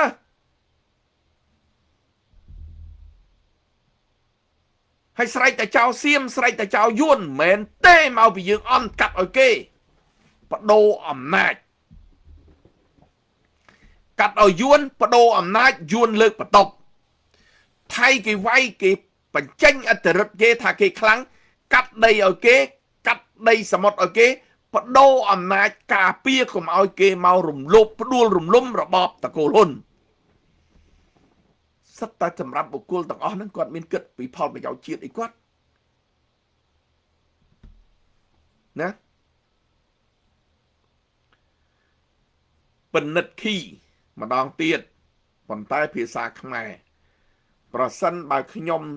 ជាគ្រូទាយណាទៅនិយាយបើសិនខ្ញុំជាគ្រូទាយមិនខ្ញុំទាយថាដល់ពេលហ៊ុនសែនឈានមកដល់ទីបញ្ចប់ហើយមិនបាច់ទាយក៏បងឯងថាត្រូវដែរចាំបាច់ទាយអីមើលទៅវា 100% អញ្ចឹងបងឯងនិយាយត្រូវមិនទាយទេមិនគ្រូទាយទេអានឹងនិយាយពិតហ្មងនិយាយពិតថាត្រង់និយាយត្រង់ពេជ្រសួរលឹមសួស្ដីបាទជូនពរសុខភាពល្អបាទកលដួងបាទអរគុណបាទចឹងថ្ងៃនេះខ្ញុំមានប៉ុណ្ណឹងណាបងប្អូនណាវិធានបទដែលសំខាន់គឺរបបលោកហ៊ុនសែនទឹកឡើងណែចុះទឹកកពើឡើងលើខ្លាចូលព្រៃបលាចូលផ្សារប៉ូលីសអញ្ចឹងលោកហ៊ុនសែនអត់មានច្រកដើរទៀតទេពេលនេះណាបងប្អូនត្រូវតែមានក្តីសង្ឃឹម 100% គឺដល់ពេលវេលាដែលខ្មែរអាចរើរួចហើយបើជាពលរដ្ឋខ្មែរទាំងក្នុងនិងក្រៅប្រទេសចូលរួមចោះញត្តិដើម្បីថ្កោលទោសឲ្យពិភពលោកគេឃើញអ្វីដែលបងប្អូនធ្វើហ្នឹងគិតថាមកគាត់ញ៉ាត់ថ្កោលទោសវាមានអីអស្ចារ្យអត់ទេណាញត្តិនេះដែលបានរាប់លានបង្ហាញអន្តរជាតិអង្គការសហប្រជាជាតិបង្ហាញសហរដ្ឋអាមេរិកបង្ហាញពិភពលោកថាប្រជាពលរដ្ឋខ្មែររាប់លានអ្នកគេអត់សប្បាយចិត្តនឹងហ៊ុនសែននឹងរស់នៅរបបនេះទេហើយនៅក្នុងន័យញត្តិហ្នឹងគឺមាន3ចំណុចធំៗបងប្អូនដូចខ្ញុំបានលើកអញ្ចឹងទី1ថ្កោលទោសលោកហ៊ុនសែនដែលបាត់បង់ទឹកដីបូរណភាពទឹកដីទី2លោកហ៊ុនសែនទៅធ្វើអ ுக ្រិតកម្មអនឡាញធ្វើឲ្យខ្មែរខ្ទេចទាំងកិត្តិយសទាំងសេដ្ឋកិច្ចទី3ប្រជាពលរដ្ឋខ្មែរក្រលហេមលហាមវេទនាជាពាក់ធនាគារគឺដោយសាររបបលោកហ៊ុនសែនអញ្ចឹងយើងចុះញត្តិស្មើនឹងយើងថ្កោលទោសលោកហ៊ុនសែនស្មើនឹងយើងបញ្ចេញឧត្តមគតិយើងដែលយើងឈឺចាប់បាតកម្មក៏មិនកើតបញ្ចេញមតិលើ Facebook អត់កើតអញ្ចឹងបញ្ចេញនៅក្នុងញត្តិនេះគ្មាននរណាដឹងយើងបញ្ចេញបានកំហឹងយើងនៅក្នុងញត្តិនេះផងដែរអញ្ចឹងសូមឲ្យបងប្អូនយើងចូលរួមទាំងអស់គ្នាខ្ញុំសាវរាស៊ីសូមជូនពរសុខភាពល្អបងប្អូនយើងពីចម្ងាយពីប្រទេសញូហ្សេឡង់ថ្ងៃទី24ខែកក្កដាឆ្នាំ2026សូមជូនពរសុខភាពល្អជម្រាបលាជួបគ្នាលើក្រោយទៀតបាទសូមអរគុណណារីវ៉ាន់ពីចម្ងាយកលដួងបាទខ្មែរក្រៅស្រុកនាំលុយចូលជាតិឯពួកបំផ្លាញជាតិយកលុយចេញក្រៅត្រឹមត្រូវដោយសារខ្មែរក្នុងស្រុកទាំងកម្មករទាំងប្រជាពលរដ្ឋខ្មែរដែលទៅលេងស្រុកនឹងហើយយកលុយទៅនឹងហើយដែលសេដ្ឋកិច្ចខ្មែរនឹងអាចវិលដំណើរការបានរហូតមកដល់រាល់ថ្ងៃនេះគឺដោយសារខ្មែរក្រៅស្រុកជាពិសេសគឺពលករដែលផ្ញើលុយទៅឲ្យបងប្អូនផ្ញើលុយទៅឲ្យកូនចៅផ្ញើលុយទៅឲ្យឪពុកម្ដាយដែលចាយវាយនឹងគឺរដ្ឋាភិបាលខ្មែរមានចំហាយសេដ្ឋកិច្ចដោយសារពួកគាត់នឹងឯងព្រៀបអិនបាទជម្រាបសួរពីចម្ងាយបងអរគុណគៀតណាស់បាទមានតែចូលសារ៉ុងមីកា ព្រឿងបានរួចខ្លួន មានរិស័យអរគុណលោកពូបាទអរគុណសេងសំណាងបាទសួស្តីបងប្រុសបាទអរគុណពីចម្ងាយបាទជម្រាបលាទាំងអស់គ្នា